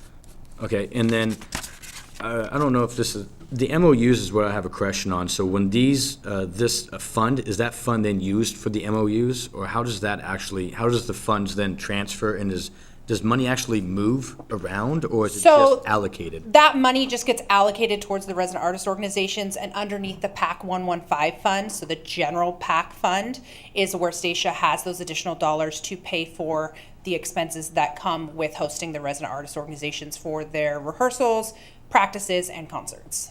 Okay, so we just bill against that fund then for the usage of it? Yeah. Okay, that was it. Thank you. Yep. All right, thank you. I mean, hey, if, you know, if we just do it the way Karen says, and it's only 3,400 for the Arts Explosion instead of 34,000, a lot of that budget's taken care of, so, anyway. All right, do we have a, hold on, Lydia, do you have anything? No, okay. I don't, All sorry. right. Do we have a motion? I move approval of the acceptance of the 2025-2020, no, I can move forward. so sorry. I move to forward the proposed acceptance of the 2025-2027 For Culture Sustained Support Grant to the April 15th, 2025 consent agenda for approval. Second. Been moved and seconded. All in favor, say aye. Aye. Aye. It's approved unanimously. Thank you very much, Autumn. And I think you're still on, aren't you? I am. Okay, item H, Washington Department of Enterprise Services Energy Program Interagency Agreement. It is a It mouthful. sounds like a very exciting one here, so. Yes, thank you. Policy question before you. Should the city council approve an interagency agreement with Department of Enterprise Services and authorize the mayor to execute the agreement? This is an agreement that helps the city come into compliance with a lot of the new clean building and energy standards. In 2019, legislature directed Commerce to adopt the American Society of Heating, Refrigeration, and Air Conditioning Engineers Standard. The new rules filed on October 30th, 2020, known as WAC 194-50, implement Washington's landmark Clean Buildings Performance Standard, enacted in 2019. The law required Commerce to develop and implement an energy performance standard for Tier 1 covered buildings, which are buildings greater than 50,000 square feet, and provide incentives at 85 cents per square foot to encourage energy-efficient improvements. Compliance and reporting Tier 1 covered buildings begins on June 1st, 2026, so we're just about 15 months away. Department of Enterprise Services has entered into interagency agreements and created these and works with what is known as ESCOs to provide free audits to municipalities to help us understand where are our buildings at, how are they performing, and what do we need to do to come into compliance prior to June 2026. The audit is completely free. There's no cost associated until we get to the point that they have identified projects that will bring our energy efficiency up. And then we get to pick and choose at that point in time if we're going to do all of them because the funding's available, if we need to do some of them. Once we identify those projects and we move forward with some of them, there will be a percentage paid back to Department of Enterprise Services that is a portion of whatever that contract is.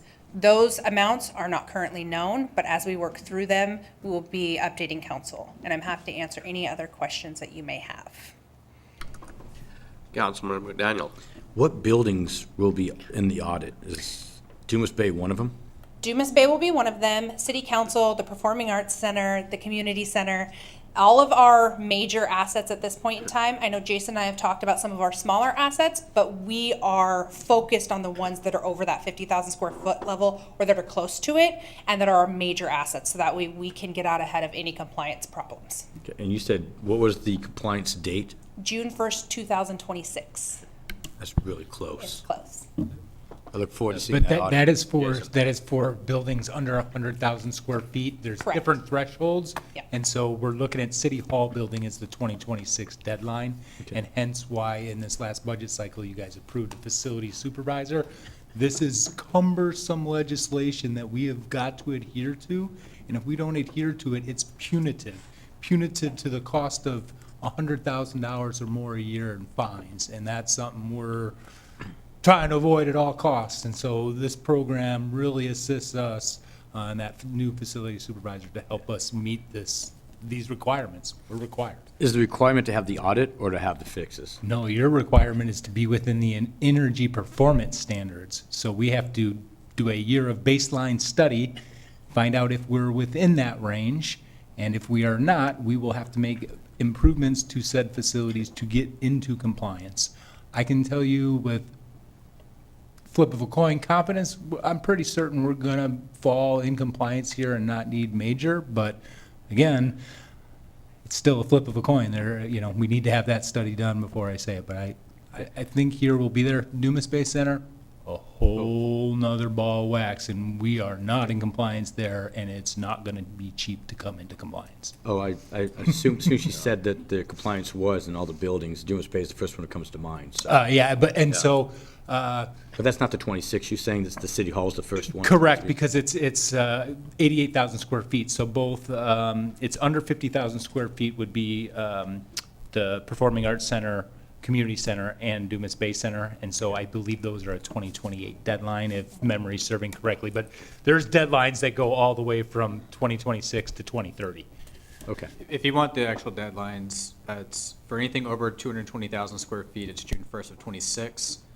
90,001 up to 220,000 square feet is June 1 of 27, and then 50 to 90,000 square feet is June 1 of 28. So in the smaller buildings, we've got several years to get them into compliance. But is it the audit has to be by that date or audit plus compliance at that date?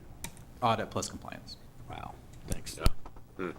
A little factor that, we've known about this law since 2019, a thing that, staffing issues and a global pandemic took the first 3.5, 4 years out of there, and we've been working to catch up since. You mean Olympia's not going to give us any grace on that?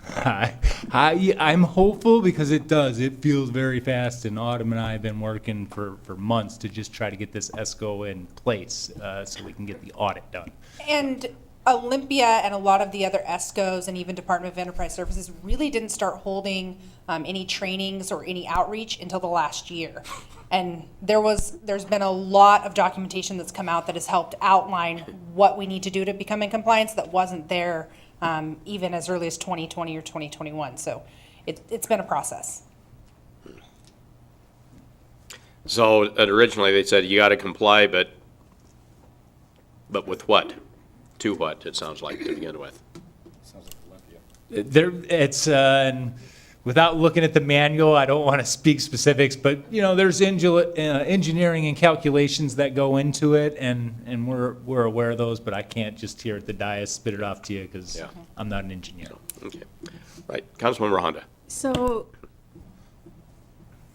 we do the audit, and then we are expected to fix whatever we find. It helps us understand what is missing and gives us the framework and the guideline forward. We don't, depending on how much time we have left, it all won't need to happen at once. But yes, the expectation is that you would come into energy standard compliance. Is the state, I realize that they have a budget issue. Are they offering any financial assistance if there is an issue with coming into compliance? There was early incentives as far as not coming into compliance and financial assistance. I would have to go back and look. I don't remember off the top of my head, but there is early compliance. We're coming up right on those, and I think we will miss those even after we go through our audit. And a lot of that funding, it's not open-ended. It has a cap, and there have been several others that have gone after that early compliance funding. So since we've known that we needed to do this for a while, this is I guess for you.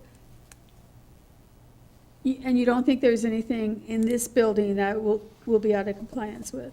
Well, it's based on your energy consumption and your envelope and energy loss and all of those factors about come the into a roof? formula. Is that gonna, The roof leaks water, but that, I mean, there will be some transpiration that occurs from there and energy loss. But all of that's rolled into the calculations. And so, okay.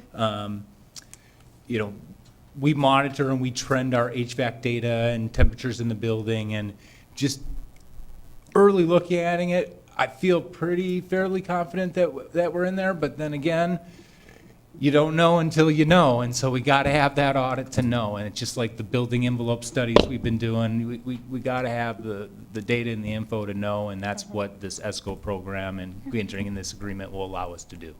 All right. We hate surprises. I hear you, me too. All right, Thank if you. there's no other questions, I move approval of the proposed interagency agreement and authorize the mayor to execute. Second. it's been moved and seconded. All in favor, say aye. Aye. Aye. It passes unanimously. Thank you very much, Autumn. All right, Stacia. Item I, PAC 2024 operations recap. Good evening. Give me 1 second.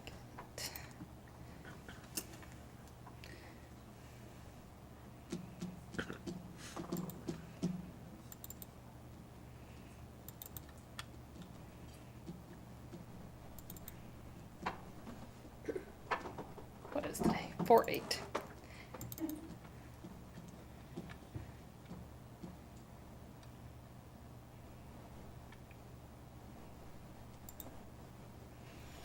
Good evening, Chair Walsh, President Kochmar, and council members. Thank you for having me. I'm Stacia Winters, and I am the General Manager of the Federal Way PAC. I'm here tonight to give you a recap of our 2024. I know Autumn gave a little bit of information while I was out on vacation in February, but I wanted to give a full recap of all the things that have happened and some things that we've got to look forward to. So we'll go ahead and start. Total usage days in 2024 was 217. This is a 27% increase from 2023. Usage days does include rental days, event space rental days, REO rehearsals, and then as well as like any city meetings or things that come up that are out of our ordinary. For tickets sold and attendance, total theater tickets sold was 20,625 tickets. This is a 19% increase from 2023. And total attendance was 38,106 people through the building, and this is a 6% increase from 2023. Out of those shows, we did have 6 sold-out shows, which is awesome. In 2023, we had 2, so again, this is an increase. Some of our sold-out shows were Black Jacket Symphony, playing Pink Floyd. Matt Matthews had 2 sold-out shows. John Hyatt, Black Jacket Symphony playing Elton John, and then the Nutcracker this December. For revenue, Autumn did go over this, so I'm not going to go over it in full, but total revenues were $1,876,304. Total event expenses were $1,485,775, and total operating expenses were $1,382,186 for a net investment into the PAC of $991,657. I did want to go into some of our partnerships. We did hire a partnerships manager this year per the OVG contract, like Autumn was saying. We did expand our partnerships previously to this year. The only partner that we had at the building was Casamigos Tequila. So we did expand it in 2024. We brought on Azteca Mexican Restaurants, Kimberly Real Estate, Senior Helpers, Sound Transit, and Black Angus Steakhouse. These ranged. Some of them sponsored a specific event, and some of them were 6-month contracts with us for various things around the building. We are also working on naming rights. I'll go ahead and speak to that now. Naming rights, we did work on it throughout the year. When I got here, we kind of had 2 potential clients that we were working with for naming rights. One of them has gone away since then. We are still working with one, however, I don't anticipate it moving forward. So moving into this year, we've been renewing that as far as who we're looking into and what we're looking into. That is a renewed effort going into this year now that we do feel like those other potentials are not working out. Naming rights does generally take multiple years because it is such a large commitment from a company. So that is something that we're constantly working on. But of course, it's kind of the big whale as far as the partnerships go. Can I ask a question Yes. about that? Sure. So before the PAC was approved, naming rights was one of the things that was going to pay for the PAC. And then it didn't happen, and now the PAC is 7, 8 years old. What is the difficulty? I know that other auditoriums or large buildings around the state have naming, someone has named them. So what's the issue? Are we asking for too much, or do our expectations up here and no one is gonna go that high? I think there's a couple things. I do think timing of the opening of the building was probably part of it, with only having, 2 seasons really, and then going into COVID. I think that kind of hurt that potential a little bit. I do think it was potentially a little bit of overvaluation. We've kind of been reevaluating, especially as we've gone through these conversations, what that valuation is. And it's going to continue. That'll be a continuing process as we get feedback from the people that we're working with. But then it's also it ties back into that element of nonprofit run theaters. A lot of theaters are run by nonprofits and have a very large, what's the right word I'm looking for? Donor, one specific donor that gives them a very large sum at the beginning, and that gives them their naming rights. That was not done with this theater. So it just overall, a number of things were done differently with this theater, which is not necessarily bad. And I don't think that we're not going to get naming rights. We're going about it in a different way than most theaters. So it's a different approach. So is there at one point, I believe, and I could be wrong, Yes. that we had one person that their whole position at the PAC was to go after naming rights? Yeah, so we hired one person. It's a sponsorships manager in general. So he is the one who's brought us all on these partners as well as naming rights. So it's a combination. He isn't just doing naming rights. So he's doing sponsorships and Correct. naming rights? Yes, correct. And these are the 6 sponsors that he's gotten? Yep. In his time, he has only been with us since July. Okay. So, in general, our sponsorship revenue has increased. We only had about $2,000 in sponsorship revenue in 2023, and even less than that previously. In 2024, our sponsorship revenue was over $5,000, so he doubled that in less than 6 months. We already have almost $10,000 contracted for 2025, and we're only a couple months in. So we are seeing a lot of movement in that position already, which is great. But yeah, naming rights, of course, like I said, is the one that kind of takes a very long time and talking to a lot of clients to find the right one. Do you know, and maybe you can't say publicly what we're asking for? Yes, I'm not going to say that publicly right now to protect the current negotiations that are happening. Can you talk to us later about that privately? Sure, yeah. Okay, thank you. Great. Okay, let's see. Another major partner with us this year is Arts Foundation Federal Way. Arts Foundation, of course, funds our Arts for Youth program. This year we did 6 programs at the PAC with 3,444 total attendees. They also sponsored one of our community events this year, the Missoula Children's Theater. That was the week-long theater camp that we had in August that had about 68 participants throughout the week, as well as all their parents who came and attended 2 shows over the weekend. Community impact. Community impact, the first thing I want to talk about, of course, is our wonderful resident arts organizations. We have 4, including we brought Jet City's Chorus back to the Federal Way PAC this year. They were gone for a few years. And we, of course, negotiated the new MOUs, and I think overall have had a really great relationship with all of our resident artists, and their shows are trending upwards, which is awesome. Community events, like I said, we had 2 community events this year that were completely free. That was our Missoula Children's Theater, and we also had our PAC Holiday Festival, which was very popular and had a 261% increase in attendance this year from previous years. We also we are planning multiple more. We're going to have 5 total community events this year that are free to attend, which I will speak on a little more later. Hotel relationships. I have been working really hard and continuing to work on our hotel relationships and how to bring more heads to beds to increase that lodging tax that we get from hotels. This year, we had 355 room nights booked by PAC groups and patrons. These are on the low side as far as what I think we actually did. These are just what was tracked appropriately through just the La Quinta and the Courtyard. They are our only two partner hotels right now, but that is something that we are also working on expanding, so that hopefully we can get better tracking of the actual hotel room drives that we have. However, that is an increase from 2023, about 27% increase. There were only 280 hotel rooms in 2023. Nonprofit events, we hold a lot of nonprofit events at the PAC, but we also hold galas and fundraising events. Over $370K was raised for local causes through these different events held at the PAC in 2023, which is awesome. And that's through some of our resident artists fundraising efforts, Arts Foundation's fundraising efforts, as well as we had the Whiskers and Paws Gala with Auburn Humane Society, and a gala for Mountain View Community Center, as well as a few others, but those were some of our big ones. And then I want to speak a little bit about our online presence and things that we're doing as far as marketing and increasing awareness of the PAC, which I know we've spoken about a lot.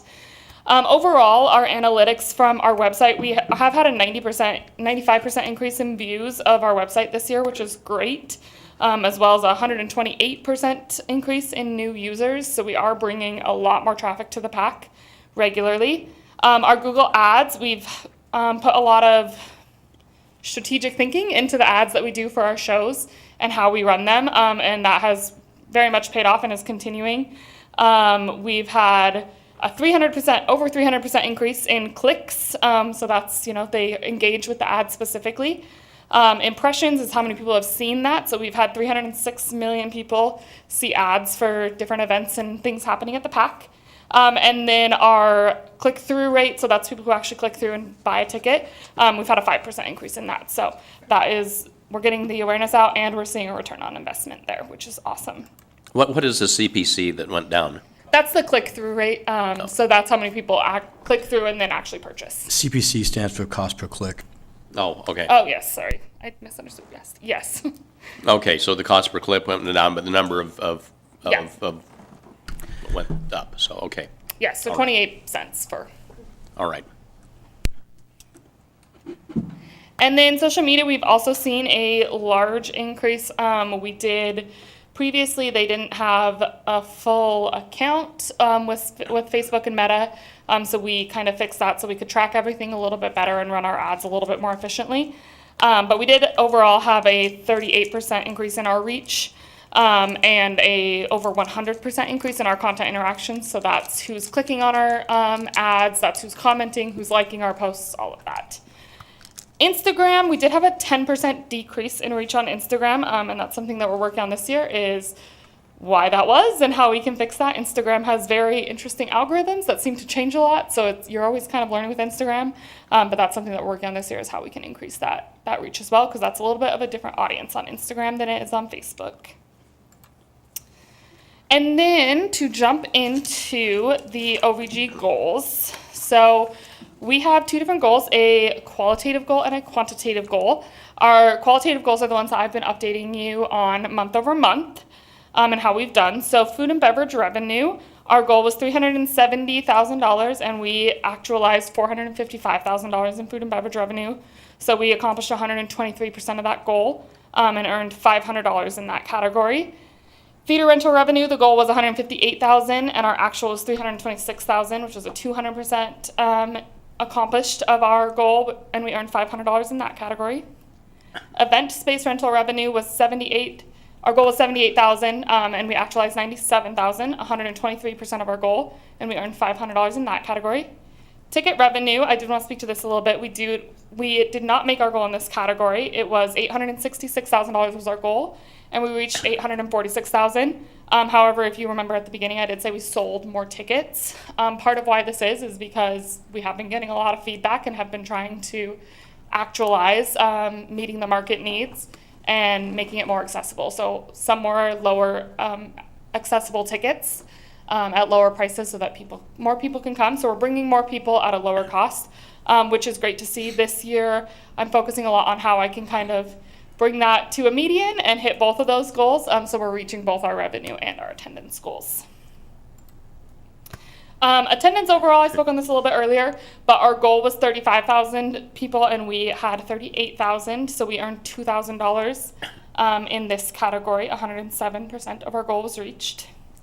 Usage days in, for our goal was 175 days, and we had 217, so 123% of our goal was actualized, and we earned $2,000.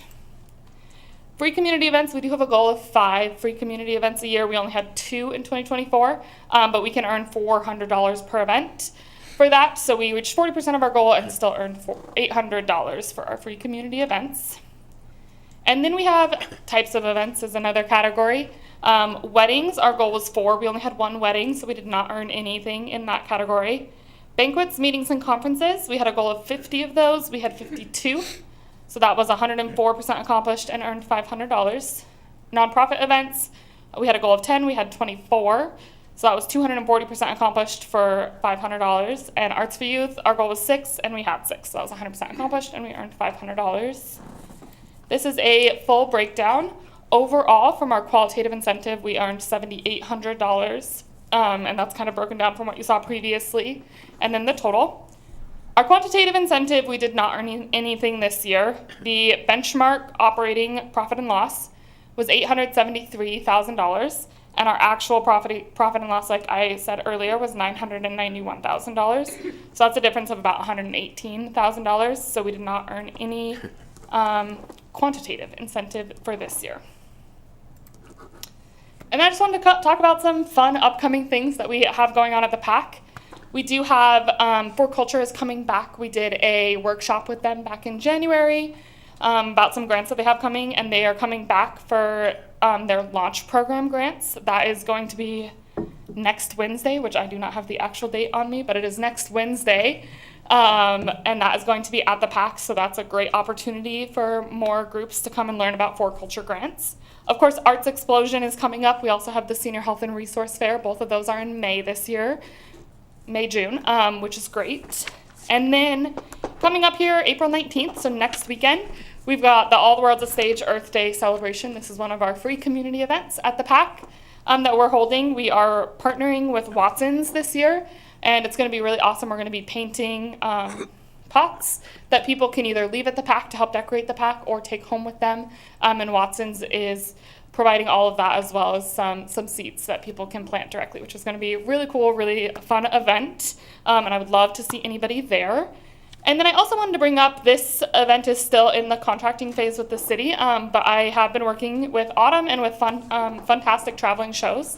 They are the carnival that goes to the Washington State Fair, and they are going to be renting out the Target parking lot to do a carnival at the end of May. Their dates are May 5th to 20th, and they're going to have hopefully 9 to 11 days of the carnival being open, which is really exciting. It should be really fun and bring a lot of people up to that area, which we are excited about. I also did not include this, but we actually are starting a PAC Pilates class at the PAC. We've had a lot of people comment that doing yoga or Pilates at the PAC with the beautiful view of Mount Rainier would be really fun. So we worked with Leaf. He gave us a recommendation of a great instructor who's going to be doing classes on Mondays at 10 starting next week. So we're going to give it a try and see how it goes, and we're excited to see how it goes, but it seems like a fun kind of out-of-the-box thing that we can do at the PAC to fill our days. And with that, if you have any questions, I'm happy to answer. Right, Councilmember Honda.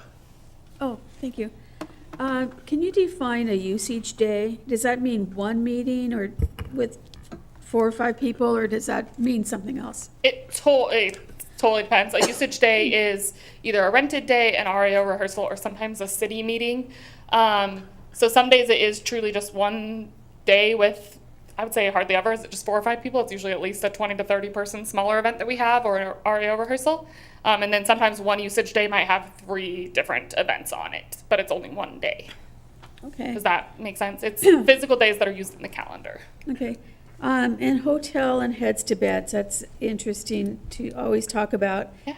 So the 355 rooms that you said, is that, you actually know that 355 beds were rented out? Yes. And it's not on some, whatever we were looking at before when Tanya would talk about it.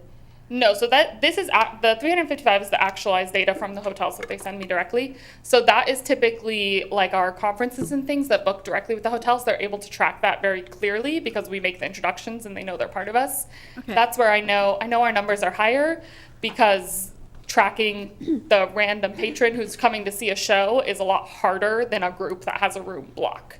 So those are kind of our room blocks and the events that come that specifically hold room blocks with the hotels. And in the analytics, the 7th city that is noted is Singapore. Do you know anything about that? Why? Yeah, I can go back. We're talking about here? Yes. I will say it's probably third-party resellers. Third-party resellers are a big issue in the industry right now in general, and they always use really funky, weird addresses, and that's usually where those things come from. Oh, okay. And I have another question, but I need to find it on here. I saw it this afternoon, so I'll let someone else talk. No problem. Okay. I do have a question. Oh, yes, go ahead, Lydia. Can you go back to, I think, 2 slides back, please? Yes.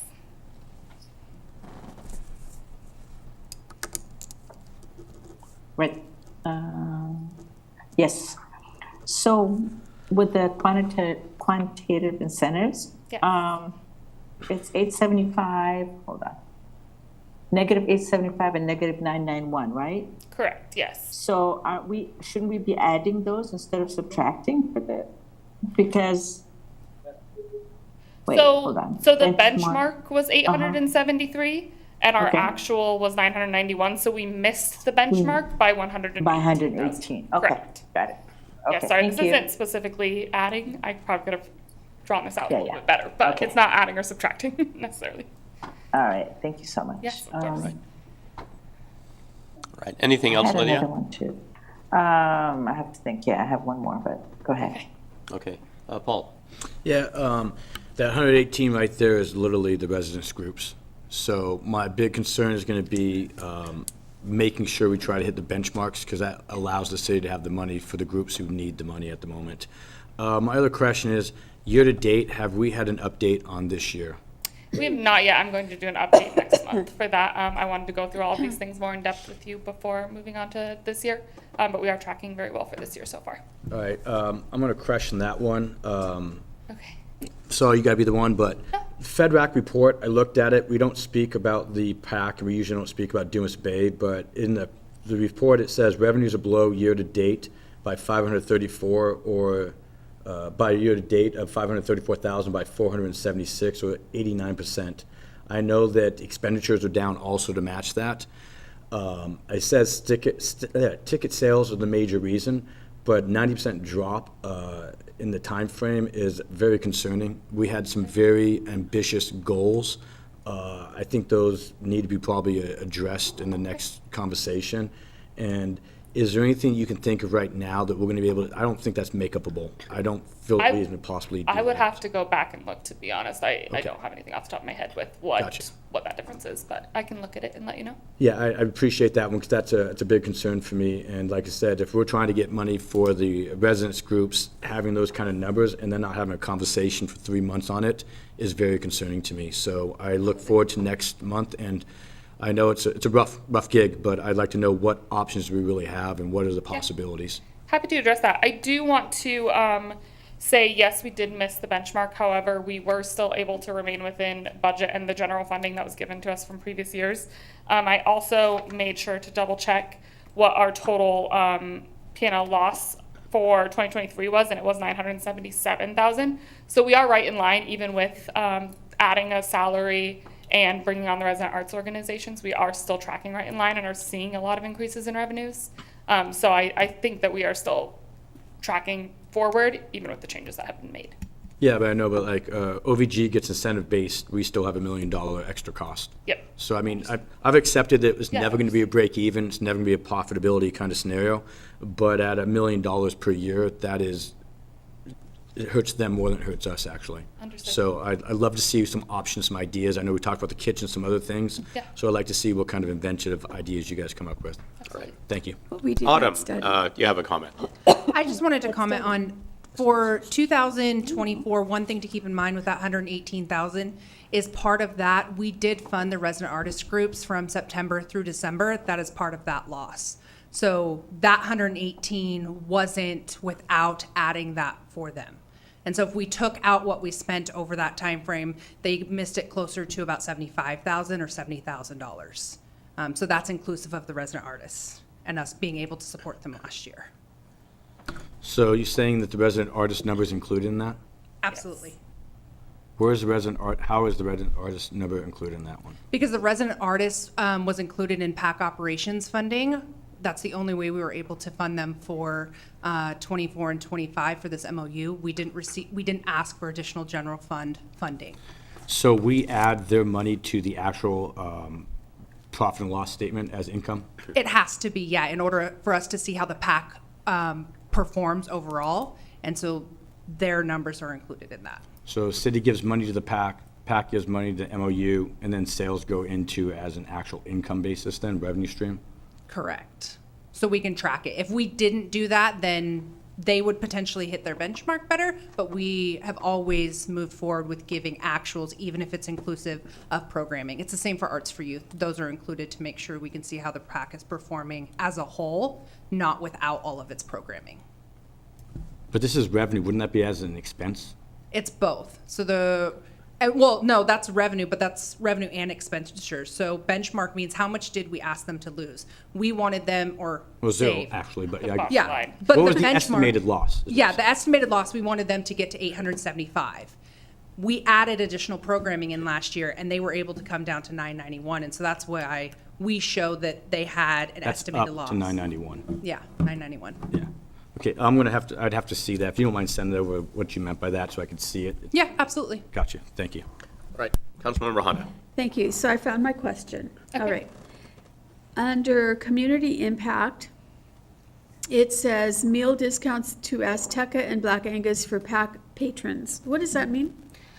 So we worked with both, and we have a program now with them. We have got flyers at the PAC that can be picked up, and if you take a flyer, you can get a discount on your meal. And if you take a PAC ticket the same day as an event, you can get a discount on your meal as well. So I've been to several events where I've paid tickets for this year, and I've never seen that. Is it noticeable? So we have them up at our box office if you're purchasing tickets. It's also on our rotating stream. It's on our website, and we do occasional social media posts about it as well. I haven't noticed it. Yeah, it's right at the box office, and if you watch the ads, we've got them kind of looping through there as well. So when I buy tickets at the box office, which I've done a few times and a few times online, do they not tell people that that this is available? Online, necessarily, depending on how you're buying it, you might not see it if you buy it online. Our box office staff should be, and if you have not heard that, then I'll touch base with them because they should be reiterating some of those things. Because as it well. would bring more business to those Yeah, restaurants. absolutely, and that's definitely the goal of it, absolutely. And I honestly haven't heard of it, so I was a little surprised. Yeah. Jet Cities, I went to their Pie Social, which they did at Todd Beamer. Yes. Is there, and it was packed. I mean, I have watched that concert grow and grow and grow over the years, and I'm glad it's growing. How can that go to the PAC and be as successful? Yeah. They bring in pies on their own. If they had to buy them from the PAC, it would not at all work out for them. I understand that. So how can we get them into the PAC for that event if they wanted to be there? It's definitely an option. We have discussed it with them and discussed doing, allowing them to bring pies out. We do have events, especially desserts are a little bit easier because it's less of a health code concern. So we have had that discussion and they are welcome to bring it. I believe that they already had things set up at Todd Beamer this year, which is why they didn't bring it. Okay. But we've had those discussions and they are welcome to do that event at the PAC. Okay. And then my last question is, we did this study, and this study was to increase revenue and find ways to do that. So I don't want the study to have been a waste of time and money, and whatever, we really need to work on the recommendations as much as they were. So, thank you. Absolutely. All right. Thank you. All right, Lydia, did you have anything? Do you know what what were the recommendations? Do you know offhand? Yeah, I mean, the major recommendation was the relationship with Arts Foundation. And Autumn can speak to this a little bit more too if needed, but increasing that relationship because we are hitting our numbers that were in the original pro forma budget as far as everything else hitting, if not exceeding our revenue numbers, and we are increasing revenue every year. Like Autumn spoke to, that big gap is that philanthropic giving that we are not able to attain as a for-profit organization, which is why we are bringing in Arts Foundation Federal Way and what that relationship can be to close that gap. Autumn, did you have something? We are actively moving forward towards those goals, as discussed when Joe spoke and we did our special session. This won't happen overnight, and it'll likely take us 6 months or so to get to a place where an MOU is negotiated and ready to be brought forth before council, as well as it could take up to 18 months to really see a turn in the tide between donorship and giving. And that was projected out through all of these recommendations. We're doing everything we can to speed up that process, and we've seen active growth in the last 6 months just in the minimal ways that we've been working together with Arts Foundation Federal Way. So my expectation is as we move through the year, you will see more of that, and we'll be reporting more on all of those philanthropic and sort of contributed revenue numbers. All right, thanks. All right. If there is nothing more. No, I had a question. Lydia? Okay, go ahead. I was wondering, for Susan's question, could it be retro? Can she get retro, what is it called, passes or tickets to the restaurants? Just I can double check on that, but potentially. If Susan wants it. I'd have to double check on it. I know each of their programs is a little bit different. I believe Azteca, if you get a flyer from our lobby, I believe it's Azteca, that you can at any point grab a flyer from our lobby and take it down even without a ticket. But I just have to double check on that. I can't remember the exact details of each deal. All right. Actually, I do have one more question. Yes. There was and it might not be there now, but a couple months ago, I was at the PAC, and there were some booklets on the concession. Mm-hmm. And it had ads for Tacoma, or we were being advertised in Tacoma. Yes. What was that for? Do you know what that was? I'm not thinking of the magazine name off the top of my head, but it was a magazine that sponsored an event specifically to be able to put that out there. We do advertise with them in that magazine. For our Tacoma audience, we draw a pretty large audience from Tacoma. They're probably our second largest city that we pull from. Oh, that's awesome. Yeah. But, so it was noticeable. I picked it up. Yes. So if, you want to promote Azteca and Black Angus, maybe you could do the same thing. Yeah, absolutely. These are all partnerships, and they all have kind of different deals for what that is. So it depends on what that contract negotiation was and what they wanted as well. So Okay, yes. Thank you. Yes, of course. All right. Thank you very much, you. Stacia. We appreciate the report and look forward to next month when you let us know how things are going this year. Absolutely. Thank you. Is there any other business? All right, our next meeting will be May 13th at 5 o'clock right here, and we are adjourned. Mary, I have a question for Mary, quickly. Okay. Can I come sign those documents tomorrow? Yeah. Or do you want to sign for me? Is that They're does that they're work? due to the city clerk, so what time do you think you'll be?